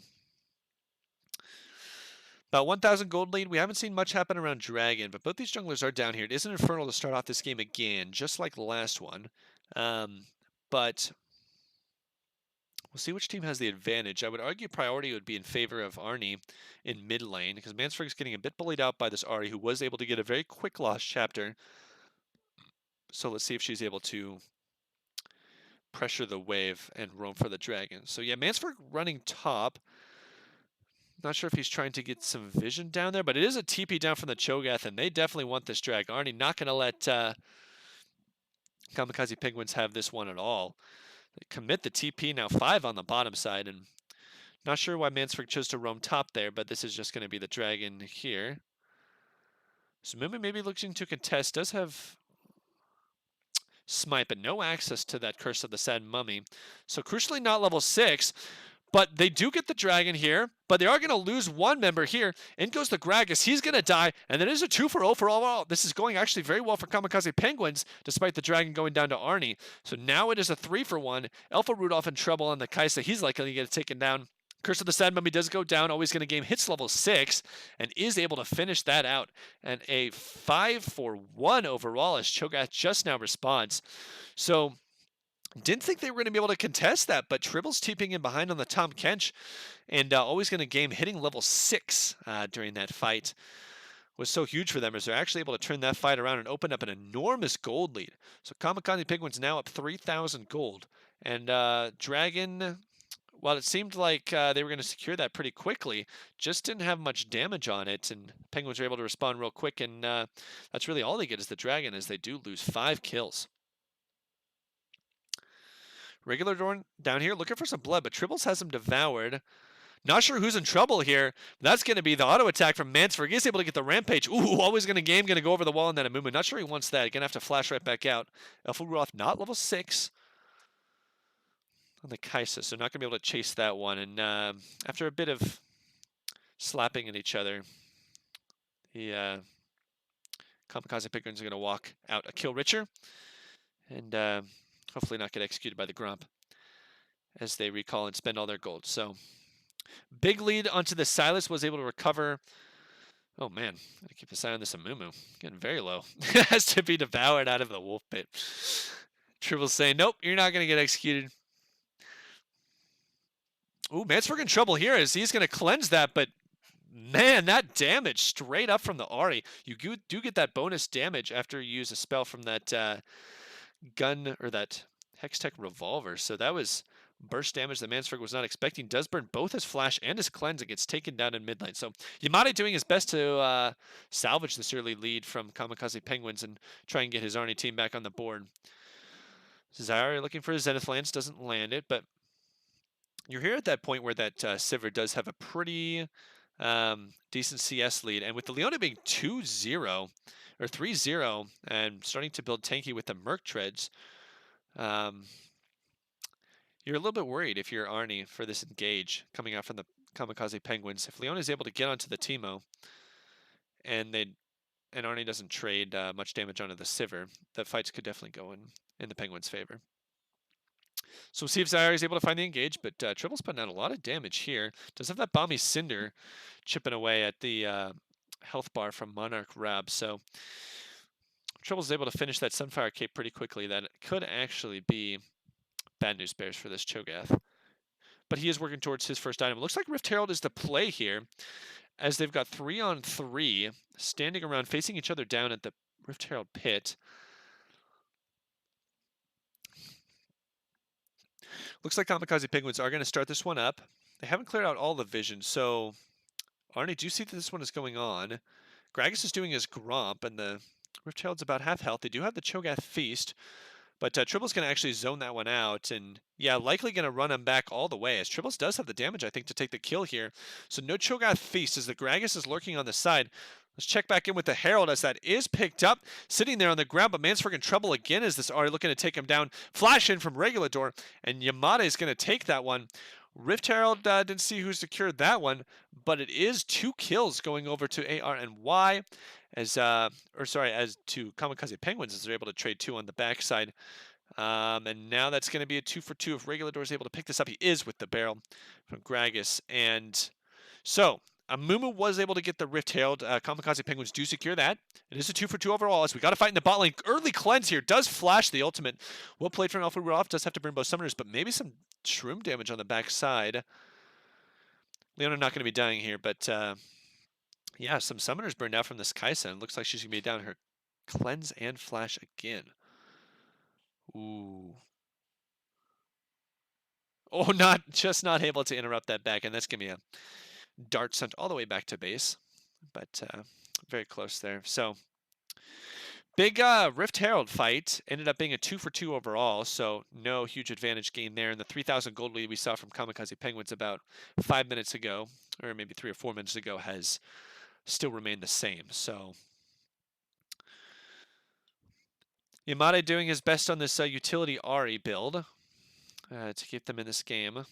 Mansford struggling a bit in the 1v1, but was able to get some early roams to help out his team and pick up a couple kills there. So the difference really is in this top lane. So if we take a peek at the gold here, it is about a 1,500 gold lead here for the Tom Kench, who has a 204 score. Looking to get this Bami's Cinder turned into a Sunfire Cape real right quick. More gold leads, about 1,000 here for the ADC and 1,000 for the support. As Zayari, with a 3-0 kill score, does hold a decent gold lead there. Ari about 500 up in the mid lane, so the one saving grace there for ARNY. But looks like we got a fight here. Mansford with that stolen Ariel does get knocked out of his first charge. Excellent Gragas barrel from Regulador. Pull him back in, and despite taking an Ariel, not able to use it to effectiveness and escape. And with Ocean on the table, surely this will be Arnie's dragon. But last time we said that, Kamikaze Penguins went and killed 5 people. So see if they choose to contest here.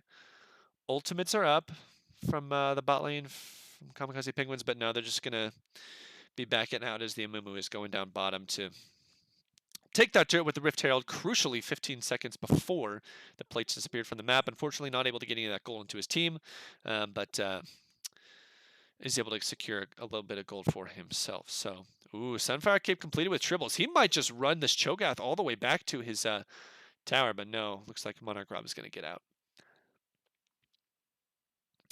Gold lead has been cut down a little bit with a couple of kills and that dragon secured. So Arnie pulling back within about 1,500. So good for them, showing grace under the pressure of an early lead from the Penguins. Turrets are 1-0. As bot lane was secured by that Rift Herald, but didn't get much more there in the bot lane. Infernal Dragon is going to be the third one. I don't believe that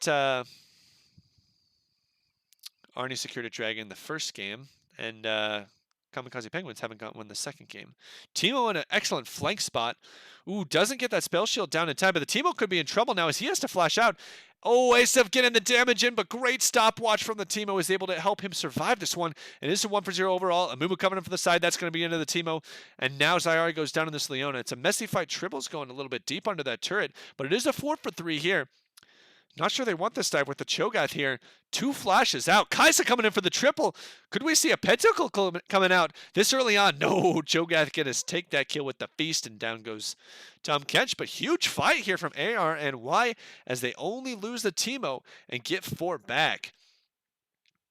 Very well played by them, and you could have argued that Kamikaze Penguins went a little bit deep on that turret. Triples did take quite a bit of damage on the Tahm Kench, and Teemo survived for so long, and they were able to get the kill on the Sivir very early. Crucially, she missed the spell shield. It wasn't quite in time to block that blinding dart. Very hard thing to time when a Teemo comes out of your base, and we just a little quick solo kill there as Mumu walks too close to 5-kill Ari and gets popped. But story of this game now is going to be Alpha Rudolph picking up 3 kills on the Kaisa, completing that first item, looking to recall and maybe pick up some more pieces towards that second item. And it looks like it's going to be a recurve bow and a pickaxe to send her on her way to the Rage Blade. So Kaisa is now starting to come online in team fights, and this is something we didn't see from ARNY in the first game. Is 2 carries. Well, I mean, the Vladimir got pretty fed. Yamate had a pretty good game 1, but with the Vladimir, you rely on your team a lot to set up that engage, and they just weren't able to. The carries weren't able to be carries for the team that they needed to be. But in this game, now you see that Ari and Kaisa much more independent champs with decent amount of self peel. I'm thinking that ARNY's carries can actually do pretty well in these fights because they don't have to rely on their team to set them up. Gragas Barrel comes in. Triples actually goes pretty low. Is taking turret. Not sure why he's so deep. Turret wasn't even close to going down. So bit of a blunder from him. Does get punished by Regular Door's Explosive Cask. And now Kamikaze Penguins are down there top laner here for a little bit. Likely not punished with any objectives as Baron still has 3 minutes before spawning for the first time in Dragon in a minute and a half. But interestingly enough, Kamikaze Penguins, while being down 1 member, actually are first to the mid lane. Asif hitting that for a while, is able to take that down. So 2-1 turret lead, and that gold is now about a 600 lead for ARNY. So we see them backing around towards this dragon area. They're probably going to drop some vision, clear some creeps in that bot lane, and then reset for what will likely be a fight around that area.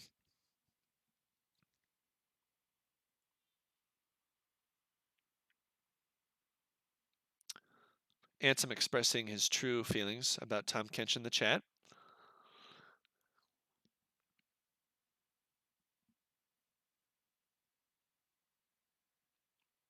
Yeah, team fights he isn't too helpful, but in the 1v1, it's really annoying how much damage he's able to do while not building any damage at all. ARNY looking like they're able to punish the Tahm Kench here in the team fights at least. Maybe whether or not Triples is overstepping a bit into the turrets or not. Not sure, but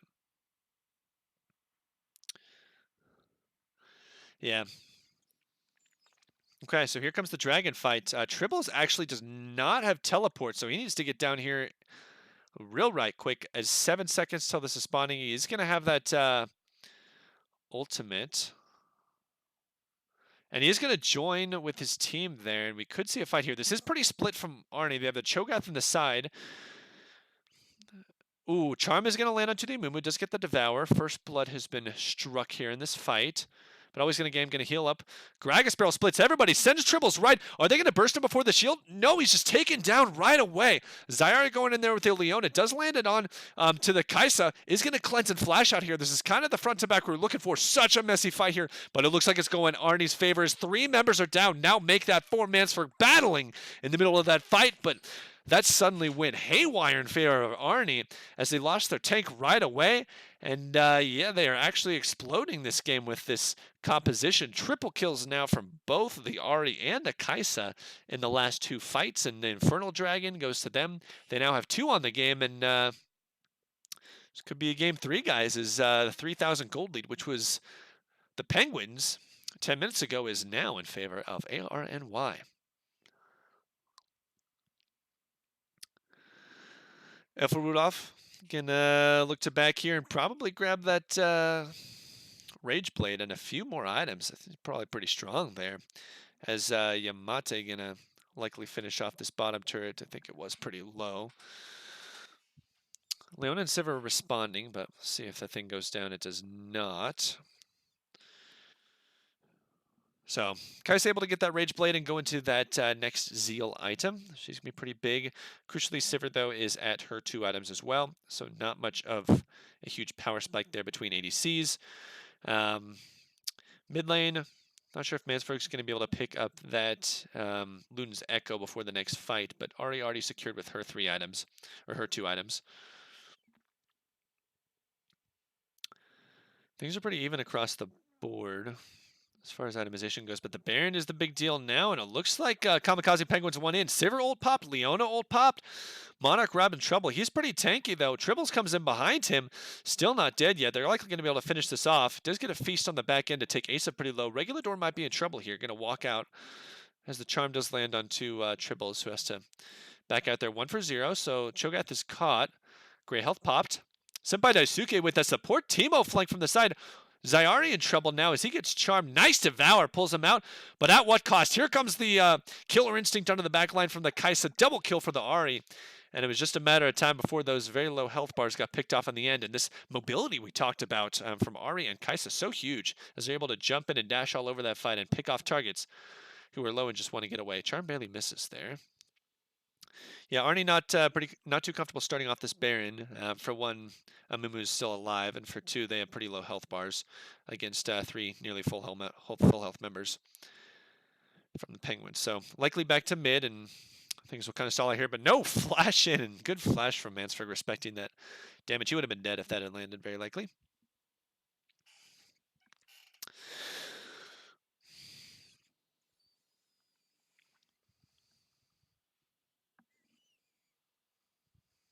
All right, 3rd Infernal is spawning here in about close to 2.5 minutes, and the Baron is on the table, so we'll see if any skirmishes happen in between that time.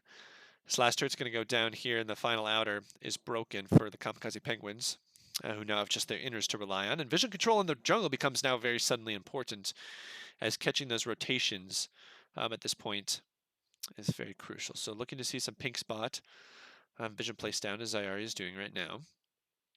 Curious to see where ARNY set up their vision and their position. If it's going to be around this Baron or if it's going to be more towards this drag. Because despite being 1 minute and 45 seconds still the drag, and it's always good to set up vision earlier than you think you need to. But they're going to be heading down towards this Baron, hoping to sweep there. Maybe not quite there. So if a fight does break out, it would be a 5 for 4 for a little bit. Team Mushrooms taking their toll, as now ARNY's able to walk in and start clearing this vision. So Kamikaze Penguin's going to have to back out a little bit. Let's see how this fight starts off here. Silas ult does grab the feast from the Cho'Gath, so we'll see if they can lock down a target and burst him.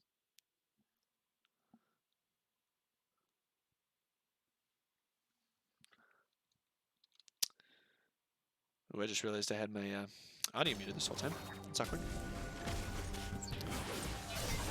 Ooh, Zyari wants to go in with that ultimate, but is not going to be the end of him. Good Devour keeps him alive, but meanwhile, huge ultimate from the Curse of the Sad Mummy. Amumu going in there. This could be Kamikaze Penguins fight. Kai'Sa very low as Tribbles is dealing with him on the back line. Monarch Rob likely to go down in this tank v tank fight. Kai'Sa does escape. Mansford going on into Regulador. A 2 for 2 overall. Could be more here as the chain does land. Tower dive. Regulador is going to pick up this kill in the back line. He's still alive. Tom Kench is able to finish the kill. Yes, going to the Silas. Mansford picks up kill credit for that one. So a 3 for 3 overall. Ooh, not sure if the Silas wants this one. Is going to cleanse, but flash forward from Alpha Rudolph. Gonna pop him, and this could be the ace. Unofficial ace, but yeah, big fight here, and looks like it'll be the Infernal Dragon. TP likely to secure it. Doubt Zyari and Asaf will contest. So that looked really, really good initially from the Kamikaze Penguins. That was an enormous Curse of the Sad Mummy from Amumu on the backline. He may have gotten all 5 members. I didn't quite see. I think he got everybody from ARNY in that Amumu ult, which pretty much single-handedly saved that fight for the Penguins. But they overstepped under that inner turret in the mid lane and able to give a couple of kills away. So ARNY eventually cleans up that fight. But Kamikaze Penguins very thankful for that Amumu ult turret. It could have been a lot worse. So, but we're now at that point where 3 Infernals on the board here for ARNY. So Kaisa and Ari and even Gragas, who's building a little bit of AP, going to see some benefits from that. Now with the Dragon off the table, it becomes about this Baron and who's going to be able to establish that vision control. Right now it is in favor of ARNY. They have those pinks in the river. See if Kamikaze Penguins can clear it out. They get one of them. Not able to reach that one on the pit or in the top side, so.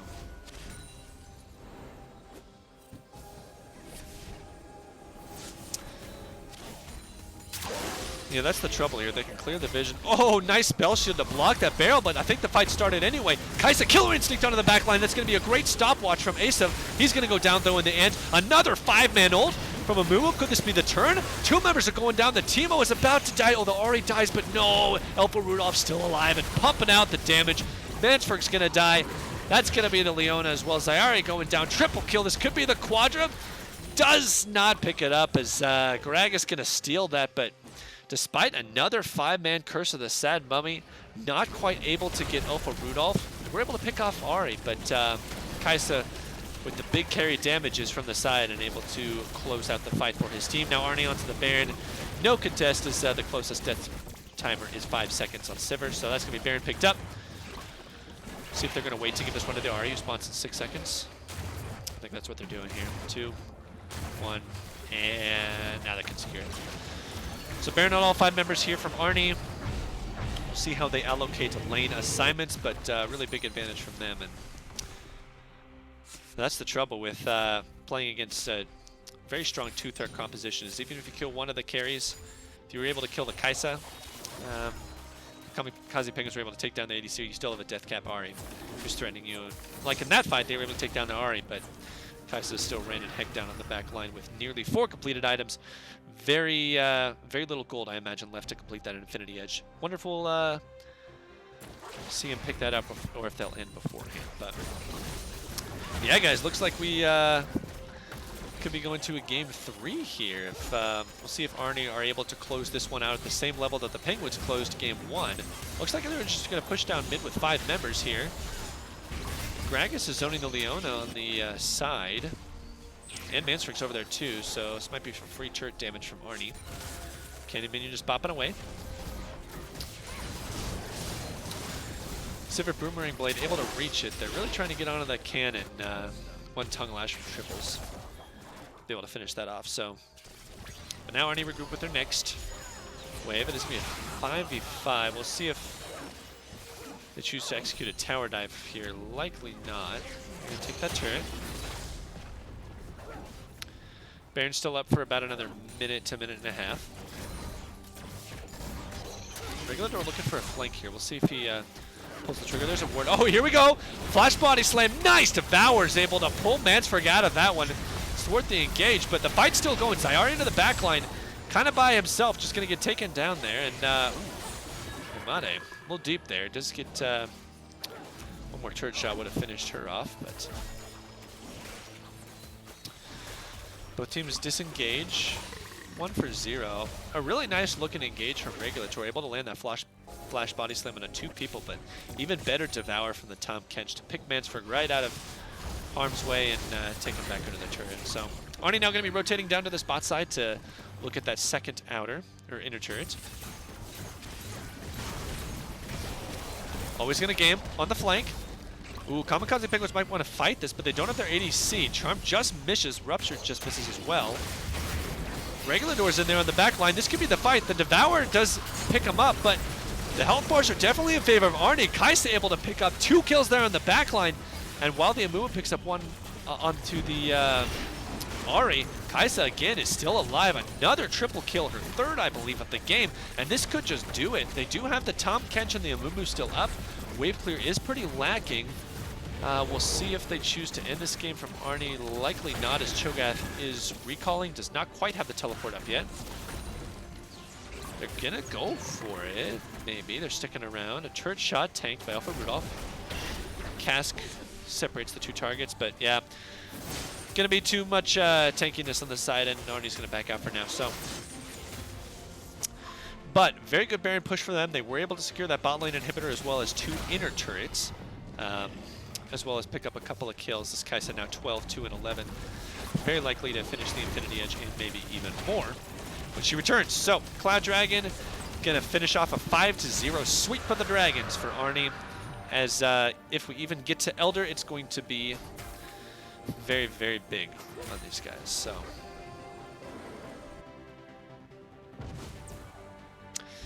Baron in 2 minutes. They might wait out for that, or they could go top and try and secure that last inner turret. We'll see what ARNY chooses to do here.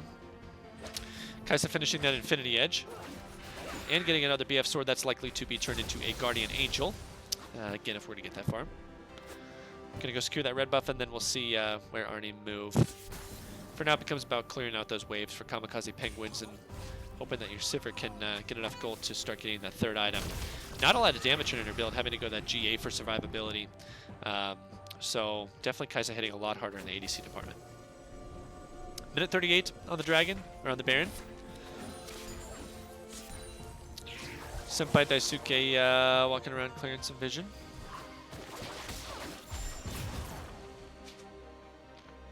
And yeah, the shrooms become very big around the Baron pit if you're able to lay enough of them down to where the enemy has to be very concerned about where they walk. Gives you more control around the pit. And yeah, the Kamikaze Penguins are kind of reduced to fighting from deep within their own jungle. And we'll see if they pull the trigger on a fight here or look to bop off back to the Baron. Still not for another minute, so they might just go ahead and commit to this top lane turret. Ooh, Gragas behind. Here's a cask. Knocks a couple away. The engage is a little bit sloppy, but they might just go on it anyways. Triples have to pop the gray health. Reverse cask from Mansford. May save his top laner. No, not quite. As Ari picks up the kill on the back end. Now it is a 5v4. And with a huge wave crashing, they might push on for this. Silas has to go back and deal with that wave at the inner turrets. The Nexus turrets. And but a moment of respite here is ARNY do have to wait for their wave. So Silas is going to be able to clear those out and come back. His hijack is almost up again. Let's see what ult he chooses to take when he comes back. He's going to have to recall first. Picks up another needlessly large rod. Baron spawning in 20 seconds. Are we still going to see the fight here? Looks like both these teams are pretty anxious to fight. Yeah, another wave going to be crashing that Nexus turret. So, not sure if Kamikaze Penguins want to take this fight right now. Yeah, it looks like they're going to go back and defend that, and we may just see ARNY rotating to Baron, which looks like they're going to do. Amumu's still in the mid lane, may look to contest. But I think ARNY's just going to burn this down too quick. Yeah, that's a lot of damage. We'll track that Baron health here as the Amumu's coming in from the side. Teemo Shrooms are actually able to slow the Amumu down. They do secure the dragon with the cho'gath. Now here comes the fight. Amumu does not get off his ultimate, crucially does go down beforehand, and I think this is going to be all ARNY. Leona ult does engage, or does stop the engage for a time being. Buys a little bit of time. Flash Charm coming on, and Mansford does cleanse it right away. Does get devoured, but now the chase is on. Another flash body slam from Regulator. He's going to go in deep below the turret. That's Zyara gone. That's the Tahm Kench gone. And with only Mansford and Asav alive, this may be the closure of the game to send us to game 3 for these guys. All 5 members up here from ARNY. One Nexus turret has already been down. The second one, they'll look to take that one down as well. And no contest here from the Sivir and the Silas, as that Nexus is just getting exploded. And guys, game 3, here we go. Series coming down to the wire. Winner of this moves on to the championship, and Noxus. Couldn't be more excited about this third game. We will take a quick break and be right back.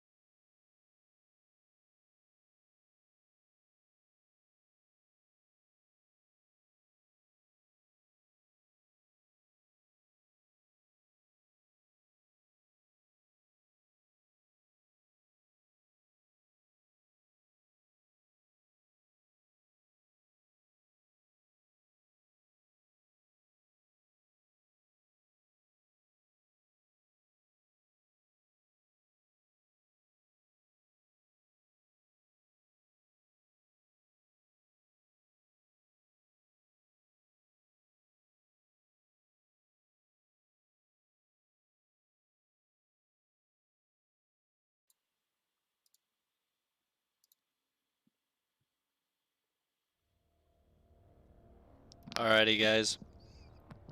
Welcome back to Game 3 of ARNY versus KP. It's come down to this last game. Winner moves on to the championship round. Loser goes home. And losers are probably already at home on their computers, but they go home metaphorically and spiritually. But yeah, if you're just joining us, Game 1 went to the Kamikaze Penguins. Game 2 to ARNY. And now in a best of 3, it has come down to the last games.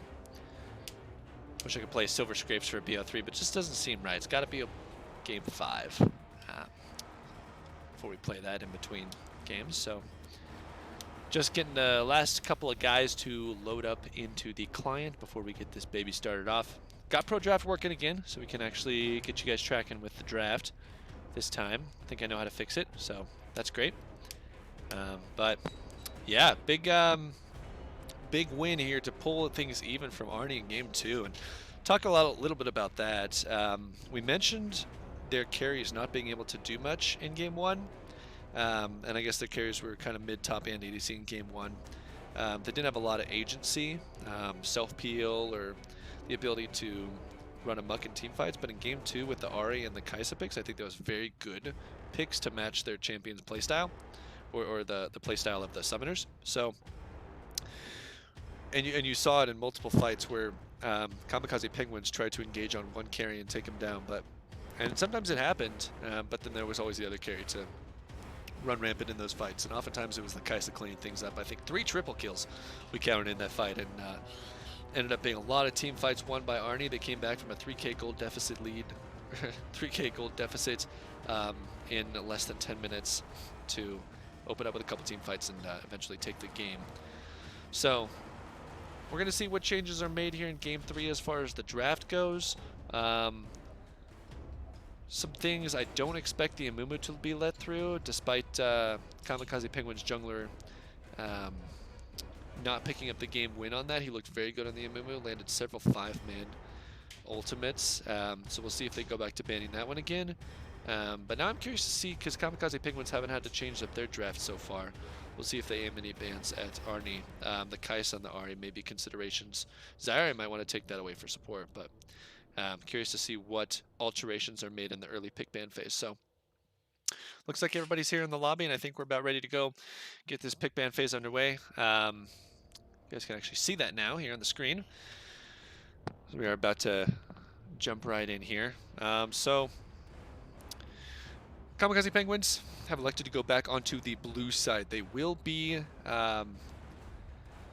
taking that. They're going to be getting first pick and first ban. That's where they won their Game 1, the blue side. So hopefully for them, everything goes back to form on that side of the rift. And again, ARNY going to be on their red side. So we'll see if they prioritize a counter pick from mid or top lane. But it looks like we're underway in the draft, guys. Here we go. Game 3, Kamikaze Penguins first ban, Yasuo. We saw that the first 2 games. Corki again against Mansford. Kamikaze Penguins have also banned out some other picks against ARNY, some more of those junglers as well. And I think we saw a top lane ban first couple of times. So we'll see. The Penguins are going to be taken off the board here from ARNY, and I was going to look for some draft changes. So yeah, that is going to be the Gragas taken away. A very actually impressive Gragas game that we do remember. And the Zyra again, that was Zyari's Game 1 pick, going to be removed from this draft, so we might see him on the Leon or something else this game again. Morgana banned as well. So Penguins just worried about that Gragas engage that actually started off a lot of fights and was pretty clean, to be honest, from Regulatory. Played a very good Gragas. So last ban is Morgana from the Penguins, and we'll see what ARNY respond with here. See, I believe they banned the Sejuani last time. This is going to be the Sejuani ban again this time. So first pick Cho'Gath, now locked for Tribble. It's kind of interesting to see Cho'Gath priority so high in this series, but when players are as good as, or as comfortable in those tanks as they are, it's no surprise that picks like this get taken high priority. So ARNY now with their 2 picks. We'll see if they'd look to early counter pick top. Tom Catcher was a good matchup into the Cho'Gath. I'm not sure if ARNY's top player plays that one. I mean, it was good for lane, but outside of that, didn't do a whole lot. It's going to be the Scion locked, and we do likely you're going to see that one in the top lane. Don't expect that's going to be going anywhere else. Yeah, I do see that Monarch Grab does play that Scion, and I don't think Senpai Daisuke plays that at support. So, very likely the Scion top. And we'll see the Kaisa locked in. A huge catalyst for ARNY's Game 2 win. And hopefully for them, he can have as good of a team fight mid-game as he did last time. Lux is hovered. Could be a support Lux for Zyari. Don't know if Mansberg plays that. Lux is better support, I think, anyway, right now. Oh, that is going to get locked in. I'm very sure that that is going to go to Zyari, the support role, and they're probably going to round things out here with an ADC, unless they want to see the support. But it is maybe a potential early pick mid, which would surprise me. Mansberg not wanting to get his champion pool banned out second phase, but curious to me as to why he would go to Malzahar here instead of maybe his Nico or the Vigar. Yeah, they're going to lock the Amumu. So always going to game getting his hands on that one again. Big 5-man ultimates likely to see this game again. So now ARNY have their choice here. They do know that they're guessing the Luxus support. They could counter pick here with jungle. It is going to be a Lee Sin.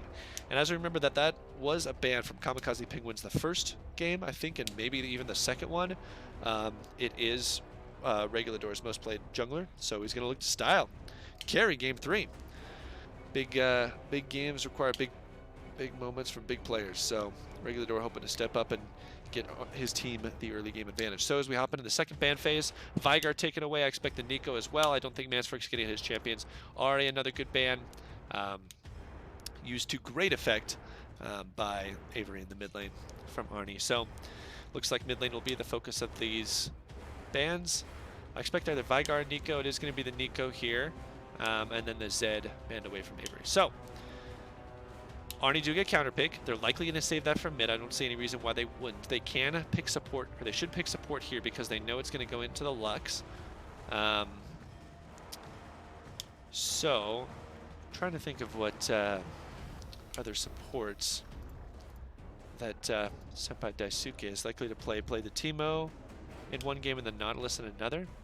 See if it's the Nautilus again. No, it's going to be the Taric locked in. So, ability to protect this Kaisa, but not necessarily a lane dominating champion. So if Kamikaze Penguins pick an aggressive ADC here, they might be able to take advantage of this bot lane early.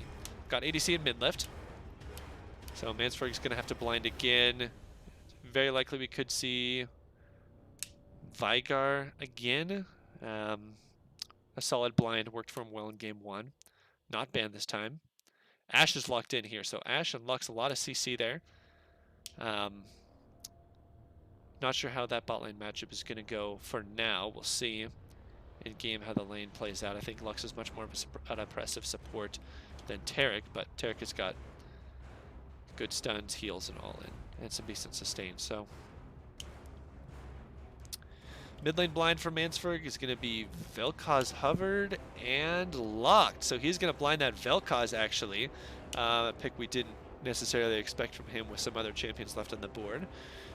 But is going to get hands on that long-range control mage and light up the fights with that Lux. And Malzahar is the answer here from ARNY. So interesting kind of pick here for Avery as he opts to go with a medium-range utility mage into a Vel'Koz, which for the lane itself, I don't think this Malzahar is going to be doing much to the Vel'Koz. I don't think he picked this at all to counter the lane. I think it's more for the ability to set up his Lee Sin and enable him to get ahead early. So we're hopping into client draft as these guys will start banning and then picking, and then we'll have a 3-minute spectator delay. So it is game 3, guys. Let's talk a little bit about these team compositions and what each of these teams want to do. Make sure I still have my draft pulled up here. Yeah, we do. So game 3 here, we have Scion in the top lane, Lee Sin jungle, Malzahar mid, Kaisa at ADC, and Taric at support for ARNY. So again, not a super deathball ultimate focused CC reliant team fight composition, which I like from ARNY. They weren't able to execute those too well. I think all of their champions have the ability to play the game the way they want to. Malzahar is always going to be good at doing Malzahar things no matter what. And Kaisa, if they're able to get a lockdown and target, and she's got a couple items, they're going to be able to take out either a Cho'Gath or a Mumu real quickly. Again, Malzahar does do some damage to tanks with his ultimate. Actually can shred those, and Kaisa with the Rage Blade build as well. So not bad answers into this 2-tank composition that Kamikaze Penguins comes at them yet again. So curious, the X factor is definitely going to be this Lee Sin if he's able to get some kills onto maybe either the bottom lane from Kamikaze Penguins or the mid lane. So definitely look mid at level once Malzahar is level 6, because with that suppression, definitely able to set up the kill. Lee Sin swipe in there and take that. So Vel'Koz, I expect for him not to take cleanse, because you really can't cleanse Malzahar ult. Might have to be an early QSS, which would definitely delay his damage items. So probably going to see a heal or barrier at Mansferg to try and help him out with Lee Sin Malzahar combo. Now for Kamikaze Penguins, they kind of have another team fight set up, and we'll see if they're able to execute it as well as they were the first game. Obviously different picks here. Zyari taking the Lux instead of the Zyra, Mansferg taking the Vel'Koz instead of the Vigar, but a lot of long-ranged engage. Lux Binding can land, Mumu follows that up with a Curse of the Sad Mummy. You can even engage with the Ash Arrow, get things started for Kamikaze Penguins, so they have great pick tools, and with Vel'Koz able to follow up with his long-range damage, they can actually pick a target from quite a ways away and do a lot to them. So that's something ARNY have to watch out for, is that they don't overextend. They have to watch out for those Lux Bindings. Ash could turn around with an arrow. So Kamikaze Penguins definitely do have their tools to remove one member off the board from ARNY before the fight even starts, or engage the fights on their own terms. We saw how well the Amumu was played in Game 2, so I expect always going to game bringing the same power here in Game 3. So this is it, crunch time for both of these teams, as we're going to be hitting that spectator delay. We got about 3 minutes till we get in game.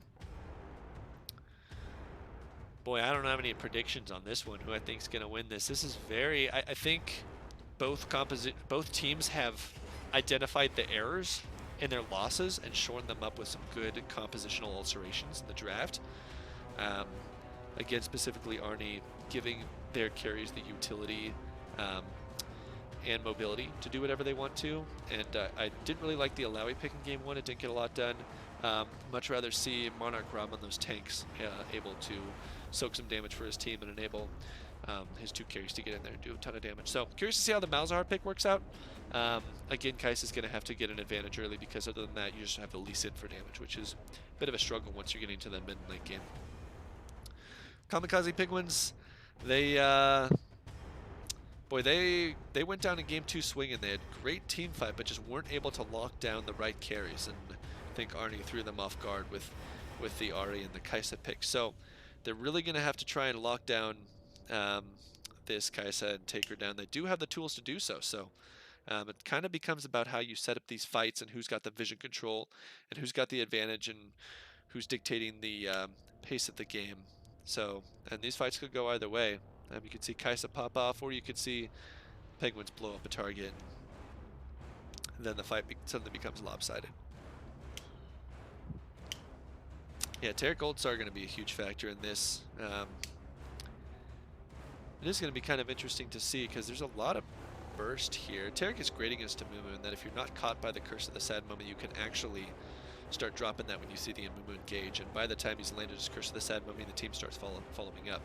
The Cosmic Radiance will have to send it and kept your team invulnerable. So definitely has the potential to stop a lot of damage, but I'm a little concerned for the Taric in that the fact that Kamikaze Penguins can actually engage from very long range and blow up a target really quickly with the Vel'Koz and the Lux, he may not get a chance to save his carries in the way that he would want to in an AoE team fight. So we'll see how Kamikaze Penguins chooses their fights and how they're able to execute on them, and how ARNY are able to do as well, because they definitely have the tools to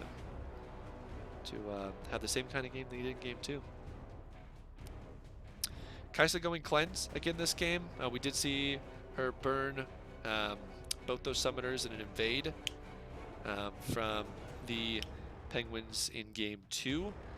So crucial that the cleanse is taken. Sometimes you go heal very often in ADC, so that can throw you off a little bit when you don't have heal. But versus Ashe and a Lux, I absolutely think the cleanse is the right call. So going to see if Kaisa's able to use that to full advantage. Curious that Taric still has the Ignite. Not sure that they're going to be looking for any 2v2 kills. I'd much rather see the exhaust. Senpai Daisuke still holding on to that Ignite. And I think the spectator delay shows what spells they have in game. So I think he did hold on to that Ignite. No other odd summoners. Mansford dictate the barrier and Malzahar the TP.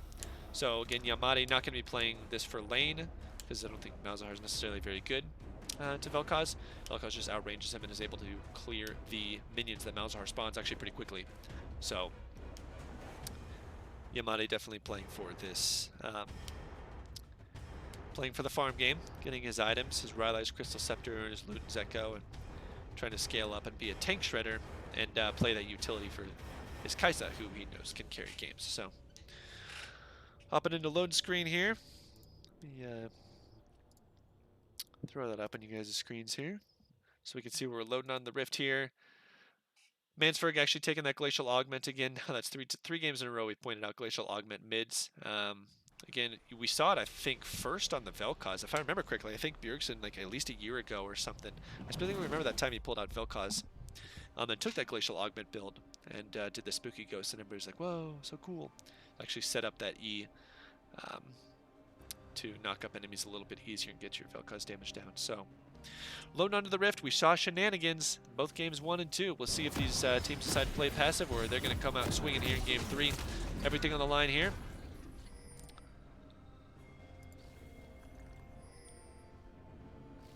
Ping's going down. It looks like ARNY are going to try the same invade that the Penguins did in game 2. See if Zayari and Asav are the wiser on this one. They're going to send 2 members down there. So Lux can snare 2 targets and Ashe can volley. So they have decent disengage, but I'm worried that if a stun lands from the Taric, they could just die. Looks like Ashe is left, so it is just Zayari. No wards, no pings yet, and they're stepping forward. Here we go. This Taric stun is going to come down here in just a second. Does miss. Nice binding lands. Great juke. No more CC is left, and Zayari's actually just going to walk out of this one. Crucially, the light binding landed onto Senpai Daisuke, who did not Taric ult until his, who did not do the Taric stun until it was a little bit too late. Did miss out on that one. Zayari, nice juke on the Scion Q. Able to walk out safe. So shenanigans not availing much. No summoners burned on either side, and we will have standard starts. Regular Door has started topside both games. Looks like he's going down to join his bot lane. And it is in game 3 for the first time going to be mirrored jungle starts. Now we didn't see much made of the non-mirrored starts in game 1 or 2. Neither of these junglers really put pressure early. Game 1, we saw the early Sejuani can't get the ball in and ended up a quick early kill from Kamikaze Penguins. But we won't see that here in game 2 from them, as it's going to be the Amumu farming up to Raptors.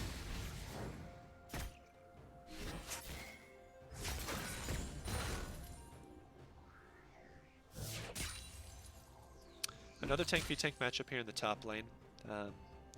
We saw a little bit more fighting in game 2 because the Tom Kench existed in the game, but I don't expect there to be much this game, as both tanks are looking to get their farm and get their items for those team fights, which have been so crucial and really the deciding factor in both game 1 and 2.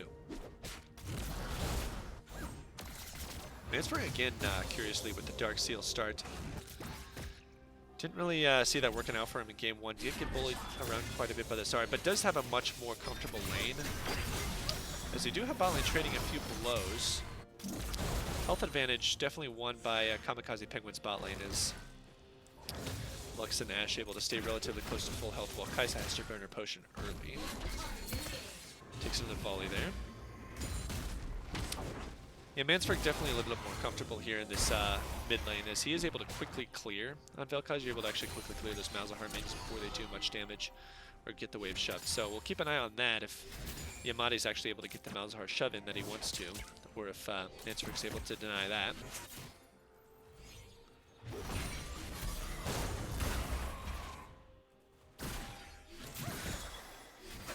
Looks like Regulador actually spots the Amumu taking his blue, so wonder if he'll make an aggressive move. No priority in mid or top, really, so an invade would maybe not be wise, as both Kamikaze Penguins laners would be able to roam quicker. Looks like Amumu just pings him off of the scuttle. Lee Sin does secure that, but is going to walk away and nothing more is going to happen there. So it's close right now.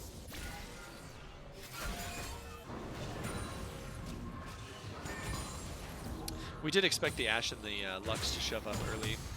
Not much of an early game laning phase for Taric and Kai'Sa.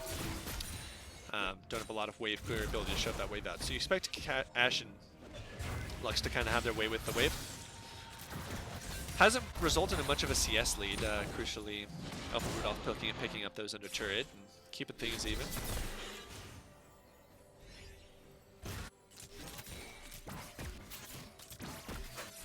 Amumu coming down for that bot lane scuttle. We'll see if Lee Sin chooses to walk down that way or do his Raptors. I think he's going to do his Raptors, so Amumu going to get this one for free, which he's pretty happy about. Trading camps evenly with the Lee Sin is always a good thing, especially when you're on an Amumu.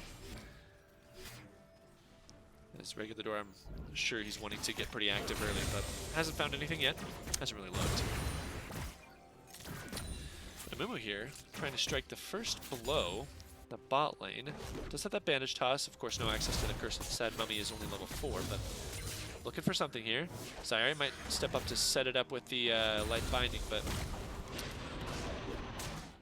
ARNY not going to give them anything, and looks like they're both going to back off. So Ocean Dragon, first one on the board here. Ooh, this could be a 2v2 in mid as Lee Sin is wrapping around. The Malzahar running away, doesn't have to burn flash, but Regulador coming in from behind. They might just disengage, which I think they're going to do, yeah. Not much landing there.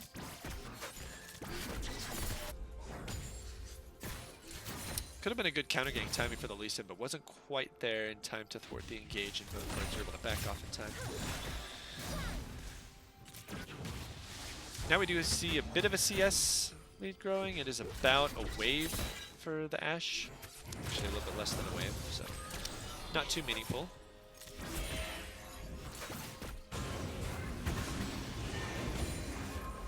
Both parties are going to want to... So you see a Taric stun not quite landing. Step by Daisuke down to about half health. Shield comes out from Zyari. Able to get a couple more autos down in there.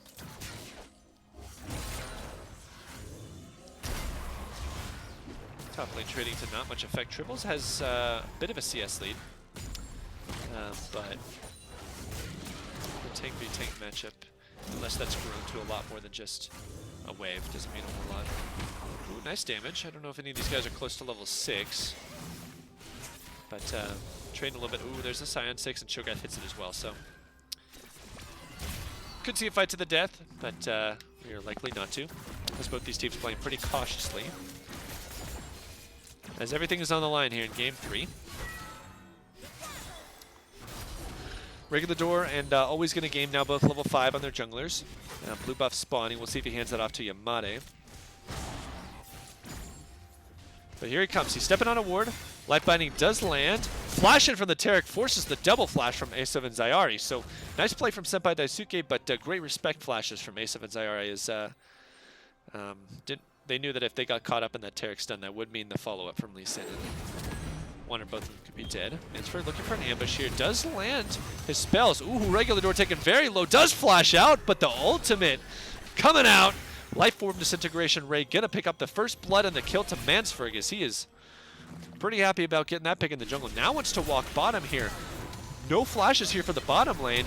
Stun is flashed by Mansford. Great flash. Here comes Yamate, but he might be just a bit too late as his Taric is down. Now he's gonna have to run into his jungle. Could get taken out here. The slows are landing.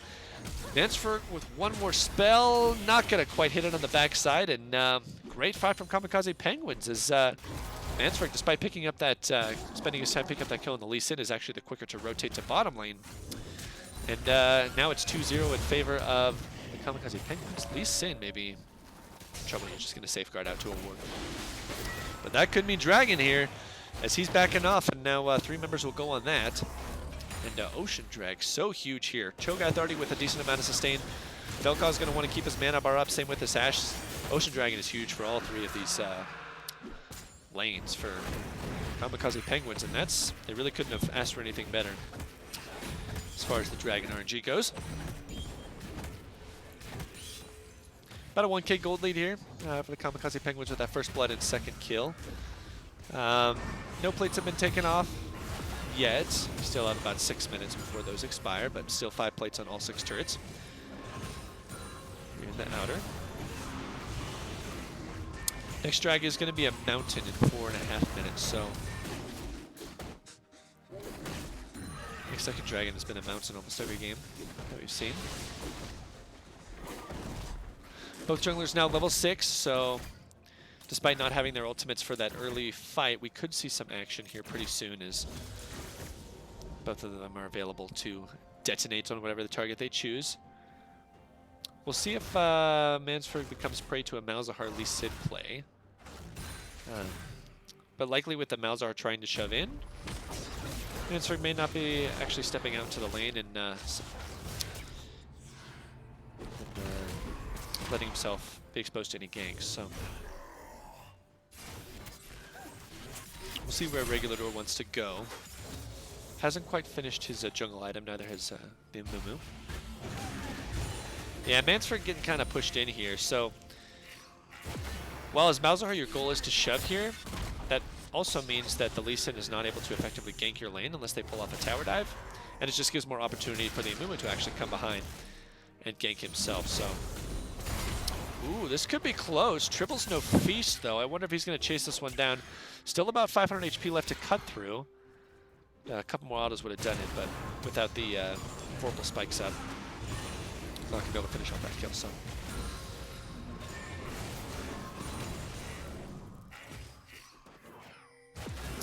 .25 CS lead here for Yamate in the mid lane, so despite Mansford roaming over and picking up a couple of kills, it looks like we have a play here bot lane. Sonic Wave lands, Resonating Strike, it follows, the Taric stun does land. That could be a dead ace if he's just going to go down to the Kaisa, which is huge that she's able to pick up that kill. Very well played. Taric landing the stun off of the Lee Sin Resonating Strike, and they're able to get a kill back in the bot lane. Again, crucially, this Kaisa able to bring this gold lane down a bit. Zayari's got to be careful. Regulador is still here.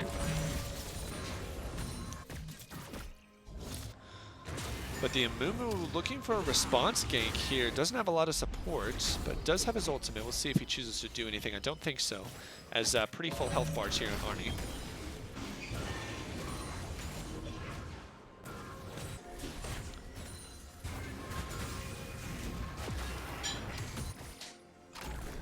Looks like both Always Gonna Game and Regulador still hanging around this bot side. Sonic Wave misses over the wall. But Ashe now is fresh off of a recall, and the Recurve Blow and Bilgewater Cutlass definitely net her an item advantage to just the pickaxe and the Mana Crystal from the Kaisa, so it looks like we will be seeing that Mana Immune build from her. I think she's definitely looking for it back. She will be able to probably get that Mana Immune when she heads back, so. Ooh, a little bit of damage here. The Vel'Koz old Life Form Disintegration Ray takes him down, and that Vel'Koz damage so unsuspecting, as Yamate didn't quite expect him to come out with swinging with all guns blazing there. Mansford picks himself a nice solo kill in the mid lane. And evens up that gold from what's actually a pretty big CS lead from Yamate. So I imagine it's pretty close to even. Mansford might even have a lead. Yeah, he does about 500. So despite that CS lead, it's Mansford's making up for it. Plays his Vel'Koz very well. Ooh, a lot of plates going to go down here. TP coming in from behind, though. They want this. That's the Malzahar. He's going to have to flash in. That's going to be the ultimate in, and Zayari's just going to fall. So nice CP, able to pick up a kill. Didn't have to burn the flash for it. Let's see if they're able to get anything off of it. Dragon's not up for 37 seconds, by which time Zayari will be back up. Amumu's here. They might try something. Mansford is meeting Yamate in the river. Does not have that Lifeform Disintegration Ray, so this Could be an interesting fight. Mansford taking a little bit of damage from those minions.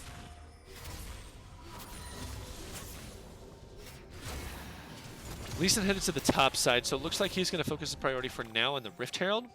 So we'll see where the Amumu responds when he goes back on the map. The dragon is coming up. Just a couple of seconds for that one. Mansford's still hanging out around bot lane. Not sure if ARNY know that he's still there or not. They don't have a ward in that tri-brush, but with Yamati likely communicating that the Vel'Koz is still down there, so he's not back in lane. Regulador's had quite a bit of time in this Rift Herald. He's likely going to be pretty close to taking that down, and definitely no response here from Kamikaze Penguins. Ooh, this is going to be close. Plates expire in about 25 seconds here. Is he going to be able to secure that Herald and drop it? I think he might. Let's see where he looks to go. He's kind of hovering. Yeah, he's got to drop it real quickly if he wants to get plate money from that. Which he's going to drop it in top lane. This is actually going to be really... Nope, he's just going to back. So, Rift Herald likely to be used later on. If you're Leeson, you definitely want to use that sooner than later because you rely so much on your wards for your jumps. So, I expect him to run down one of these lanes and try and drop that.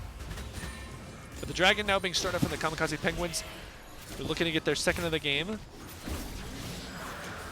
Able to secure that. No response here from Regulador as they did spot him up. But they did hear him up during the Rift Herald, so that's why they started that up. Gold lead at still about 1,000 for the Penguins.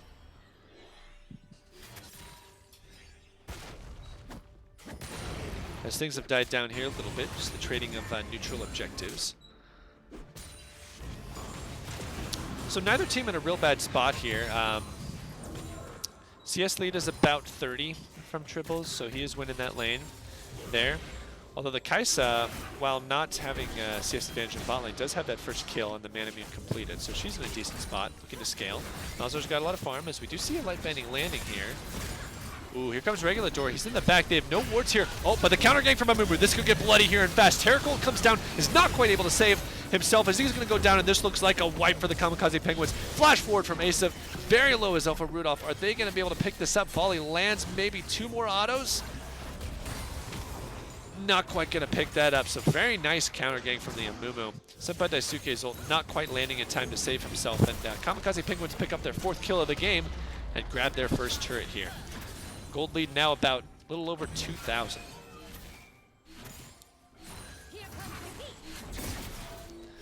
Yeah, it's a great idea from Regulador. If you are able to pull off that gank, you can definitely set down the Rift Herald and get a lot of damage done on that turret and get your bot lane to lead. But unfortunately, always going to game. Just right place, right time, able to pick up that kill onto the bot lane in a very nice counter gank.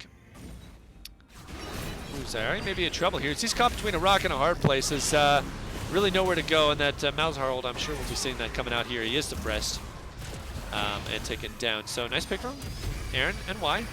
Mansford coming out with that ultimate. Monarch Rap just flashes in, says, I'll tank this. I don't care. Mansford now in trouble as one more turret shot. Sion, he's going to go down, and Mansford may barrier this? No, the Malzahar Malefic Visions are going to take him down in the background. So Sion very happily trading his life to make sure Mansford goes down. Shutdown gold picked up crucially by the Malzahar. Now Rift Herald in mid lane, and they're going to get this response turret and even up things 1-to-1 in that department. So now gold, while it's about 1,500, is now less than 1K. So definitely a worth play. Not quite able to get that second charge off, but ARNY pretty happy about that one. Able to pick up that 3rd kill for the Malzahar and a shutdown onto Mansford's Vel'Koz. So now both mid laners sporting that Loot and Zekko. And first items coming in from the top lane, triples with his Righteous Glory and Monarch Grab completing the Sunfire Cape for a little bit more lane pressure, while Cho'Gath going for the team fight utility. Kaisa starting her Rage Blade with that recurve bow, while the Ashe is likely going to be going into her 2nd Zeal item. So neither one of these AD carries sporting a big gold lead, I imagine, as we'll check that real quick. Yeah, it's just going to be the Ashe up 300. Really, there really is no big discrepancy. I think even the biggest lead may be the Lux over the Tark in the support role, which is kind of unusual, but looks like we have a 3v3, 3v4 in mid lane. Not sure if either of these teams want to start off the fight. as Malefic Visions are clearing away the wave quite nicely for ARNY. Ooh, big Luden's poke, and nice power spike from Mansford as he's able to take quite a big chunk off of Alpha Rudolph. That's going to be definitely a thing to keep your eye on, is how much of this Vel'Koz poke lands before teamfights are starting. Because once you get a couple items on that champion, you can, one Q will take half of the carry's health.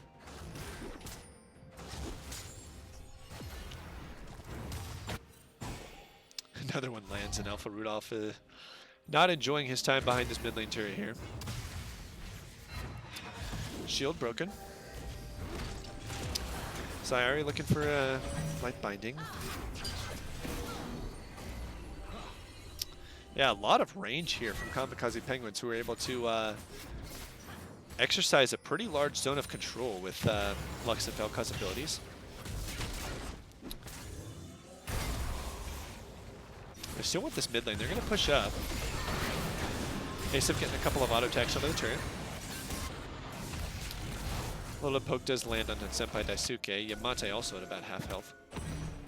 Regular door, not sure if he wants this, as the chain is going to land. That's the Ash Arrow. He may just go down here. The light binding just misses on the bottom side. Taric ult going to keep him alive. TP coming in from the Cho'Gath. Sion is ulting the wave in top lane. And nice disengage. That's 2 ults down, the Lux and the Ash, but teleport committed from Tribbles results in no kill, but they may make their way down to the Dragon here. Monarch Rab gonna go to town on this top lane turret. We'll see what help that is. It is gone, in fact. It's gonna be the second turret of the game picked up by ARNY, but Ocean Dragon going over to the Kamikaze Penguins as we see another trade of neutral objectives. And honestly not sure who this one favors. The Ocean is great. It loses a little bit of its value late into the game unless you're in a siege situation. If you're ARNY, you wish you had both of those Oceans to heal up from the poke. But they've been going Kamikaze Penguins' way. We've seen this series be dominated by whichever team gets all the dragons. And in the game 1, Kamikaze Penguins, I think they picked up all 5 dragons. ARNY, I think they picked up 4 or 5 as Alpha Rudolph. A little nervous there. Leaves 1 Raptor. Yeah, I think whichever team has gotten the dragon has taken the game, and it's been a landslide in both games for dragons. Malzahar now with his second item gets that Rylai's Crystal Scepter, which is so huge for him, as he's able to constantly slow multiple members. Reminder, the minions, when they're auto-attacking, Malzahar's minions do apply the Rylai's Crystal Scepter slow, and the Malefic Visions, when passed between targets, can have a chance of slowing multiple people too in the AoE Q. So it's a great item on him overall, and even if Rylai's Scepter is not a great meta item for many control mages, still a good pickup for Malzahar. So good itemization choice there. Likely Mansford going to be building up towards that Morella Namicon to cut down some of the healing from the Taric. We'll see if he's able to complete that before the next fight. Kamuma going with the Leandri's Torment, so a bit more oomph to his combo. I mean, if you're landing 5-man ultimates, you might as well have them do some damage. Both teams posturing around this Baron, curiously enough. It has just spawned. Not sure any one of them can really start it off. There's a little bit of poke lands onto Monarch Ra, but Sayari taking even more poke in return from just the Baron, so not sure these teams want to be fighting around the Baron just yet, as it is pretty early on in the game. Penguins do have a mountain, but they definitely have to get a pick or two, kill or two before they turn on that. Malzahar sitting bot lane with TP. Cho'Gath has no TP in the top lane. So if ARNY try and pull the trigger here, which it looks like they're going to do, Sion just running it down. Sayari very low is actually going to be able to get to safety, and now the tables have turned. Lee Sin actually going to get the Taric and vulnerability. Nobody has died yet. Amumu in the back line does flash, only lands the Curse of the Sad Mummy onto 1. Sion still going ham in the front line. The trade kill comes back, or does not. No. Kamikaze Penguins are running away with this fight. They just lose the Amumu now on the backside, but it is going to be a 4-for-1 overall. Huge fight for them as the last member. Yamade is on the run, and the Malzahar is not going to be long for this world. Final Ash Arrow comes in, and very, very good fight for the Kamikaze Penguins, as the engage seemed a bit forced initially from ARNY, and Sion lived for a while. The Taric did come down in a very timely manner, was able to save the Lee Sin at the last second, but still, the AoE abilities from Kamikaze Penguins, Mansford getting so much damage out on the back line, Ash constantly hitting, and Triple Showman at the very end. Big fight from the Kamikaze Penguins. They're going to be taking this Baron off the board. No contest. Lisa just quite not in range. 2,300 health on the Baron. That is going to get melted and taken down just before Regulador gets there. And so, game 3. Biggest lead of the game here for Kamikaze Penguins at right around 5,000 gold. They have the Baron. They could likely pressure in at least 2 lanes. Triple still with no TP, but didn't seem to have much trouble joining the fight with no TP last time, so we could see him off in a side lane. But the Penguins are doing really well when they're grouped, so.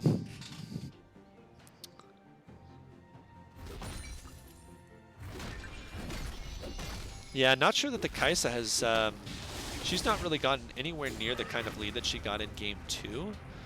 So with a rock-solid team fight composition like the Penguins have, it's really hard for ARNY to penetrate that. They're much more split in these fights, whereas it was a good thing last game because their mid lane and their ADC were so fed. This game, it might not work out so well for them if Mumu's going to continue landing stuns, and you have the poke to whittle them down beforehand from this Vel'Koz and the Lux. So Dragon coming up here in 30 seconds is going to be an Infernal. We've had no shortage of those Dragons this series. Likely going to be setting up around that and taking it as soon as it spawns. Baron does last for a little bit longer. They still have a couple minutes on that buff, so they can afford to pressure the turrets, maybe go back for the Dragon, and then continue to pressure some more. Wave clear is good from the Malzahar, but Baroned up minions are awful hard to take down from AP champions. Again, AP damage is significantly reduced on Baroned up minions. Mid turret, ooh, flash. Asim way up there. He's frontlining Ashe. This is crazy, but he's still alive. Malzahar ult does come down. Is not going to be finished up on the back line. Is able to be healed up and shielded from the Lux, and they just trade 2 kills here. Ashe frontlining, and his team wins 2 for 0. So another good fight from the Kamikaze Penguins. They just drop back to this Dragon. Meanwhile, the mid turret goes down from ARNY, and everything is going the way of the Penguins here in game 3. Now it's their carries who have the huge leads. And they might not even back here. It looks like they're just going to go down, pressure that bot turret. They've already taken 2 with this Baron buff. 12 seconds on Sion, that's 3 on the Kaisa. Ooh, Light Binding does land. That could follow up into the Rupture. The stun will land back from the Taric, but I think Senpai Daisuke is just going to go down here. Is taken out. Oh, always going to game 1 to 2-man ultimate here. They're just going deep. Amumu is going to die, but the follow-up kill onto the Lee Sin means a 1-for-1 trade. And a lot of damage on this turret. Light Binding landing on the Malzahar, but the Kai'Sa's alive, and you careful, you don't want to overstay and give a couple of kills to her. Sion picks up the first one. Tripple's now wanting to retreat, but oh, here comes the Lifeform Disintegration Ray. Mansberg supporting from the back line, and another kill goes over. So very messy, 2 dead on each side overall. The turret does go down, I believe, for ARNY there in the bot lane, but not the inhibitor, so they're going to keep that one up. Kamikaze Penguins still pressuring here? No. Yeah, no, they're just going to back off. 3 members up and Lee Sin spawning in 3 seconds. So, a lot happened in the Baron buff, and we have seen Kamikaze Penguins make a lot of action happen with these Baron buffs. They're very good on converting on the power play. We saw them in game 1 take many turrets in a fight. And actually, I think even an inhibitor with their first Baron buff, and they're able to do close to the same. This time we'll see what's going on with the pause here. Mouse died. That's up as you don't feed your mice.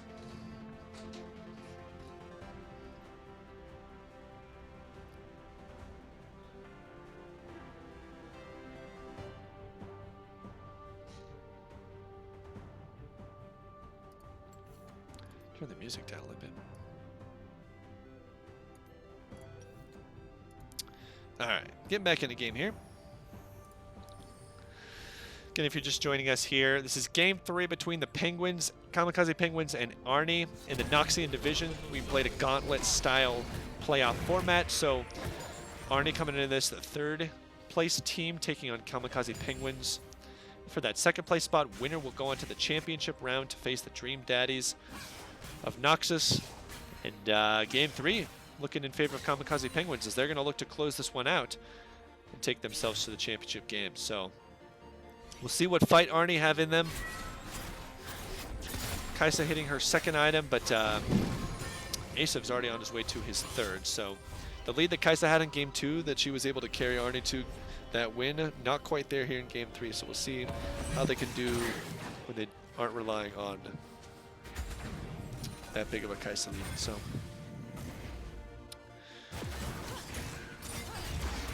Oh, stun does land. They're looking to pick the Scion. That's quite a bit of CC, but he's just going to turn around and go in. This could be the fight that ARNY needed. Double flash comes out for the Kamikaze Penguins. Scion chasing in. Zyari pretty low, but he's being kited a little bit. Sonic Wave does land into Resonating Strike. Here comes the ult down onto the Ashe. Mansford goes crazy with the ultimate. This is a messy fight overall. This is in favor of the Kamikaze Penguins as they have killed 2 people, or 1 person actually, I'm sorry. It is 1 for 1 overall. But on the back end of that fight, it's just 2 tanky flash ultimates. Always going to game. Landing true with that Curse of the Sad Mummy yet again. And there it is, the ace for the Kamikaze Penguins. Just able to outlast. Crucial there that Asif was able to survive. Kiting out the Scion and the Lee Sin, only losing Zyari in the process. And I think they're just going to get an inhibitor here. We'll see if they transition this into the bot lane inhib. Death timers are not long enough that they could take the game. And Scion spawning in 8 seconds, and the longest is Malzahar with the 22. I don't know if they're going to try and push for it. Ooh, looks like they are. Or no, I think they're maybe just going to rotate around to that bot lane inhib. 3 members up from ARNY. See if they want to challenge here. Doesn't look like they're going to at the moment. And Kamikaze Penguins able to get out with a ace and 2 inhibitors. So gradually starting to close this one out. Baron is up to 20 seconds, so they can refresh that buff. And then go 5-man mid is what I think they're going to do here. Infernal Dragon up at about 1:20, but I think the Baron will be the high priority at this point. Yeah, these fights seem so close. It was a great turn from the Scion. He actually frontlined so much. They actually able to initiate that with a pick onto Zyari. But too much damage from this Vel'Koz on the back line. And crucially, Asif surviving the initial damage and able to get a lot of damage on his own on the backside, sitting on those 3 items now. 9-1 and 6 for this Vel'Koz. He's looking mighty scary now with the Rylai's Crystal Scepter and the Leandri's Torment to boot. They're just going to start off this Baron right in the face of ARNY. Can they contest here? Lee Sin standing near the pit. I don't know if he has vision in there. Is going to safeguard it. Does not steal. It's secured by the Cho'Gath. Lands the feast. Amumu goes in. Not going to drop that Curse of the Sad Moment because it is not yet up. That's the Taric ultimate down. So this could actually bode really, really well for Kamikaze Penguins on this next push. Without the Taric ultimate, they have the Amumu ult just coming back up. They might wait for Vel'Koz and Amumu to do the Dragon, though. Not sure if they're going to pressure this right away.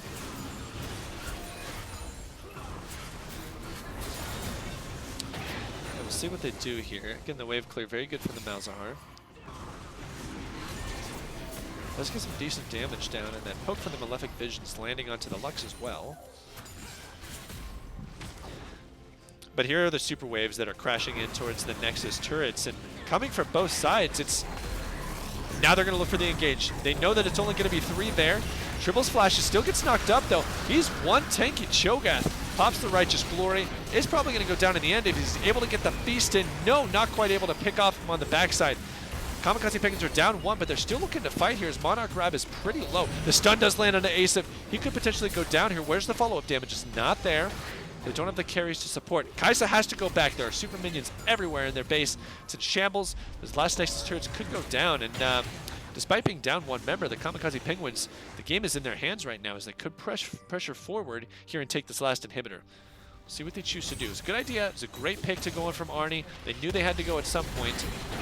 We're able to kill the Cho'Gath, but unfortunately that just wasn't enough here. And they're moving on in. It looks like Tribbles does have TP, so he could join, and I think that's what the call is. They're going to try and end this game here. Lux ult is going to land on the 2. Very low goes Elfur Rudolph. Not finish off, but has to recall. Open Nexus here. Monarch Grab going to go in on the Scion.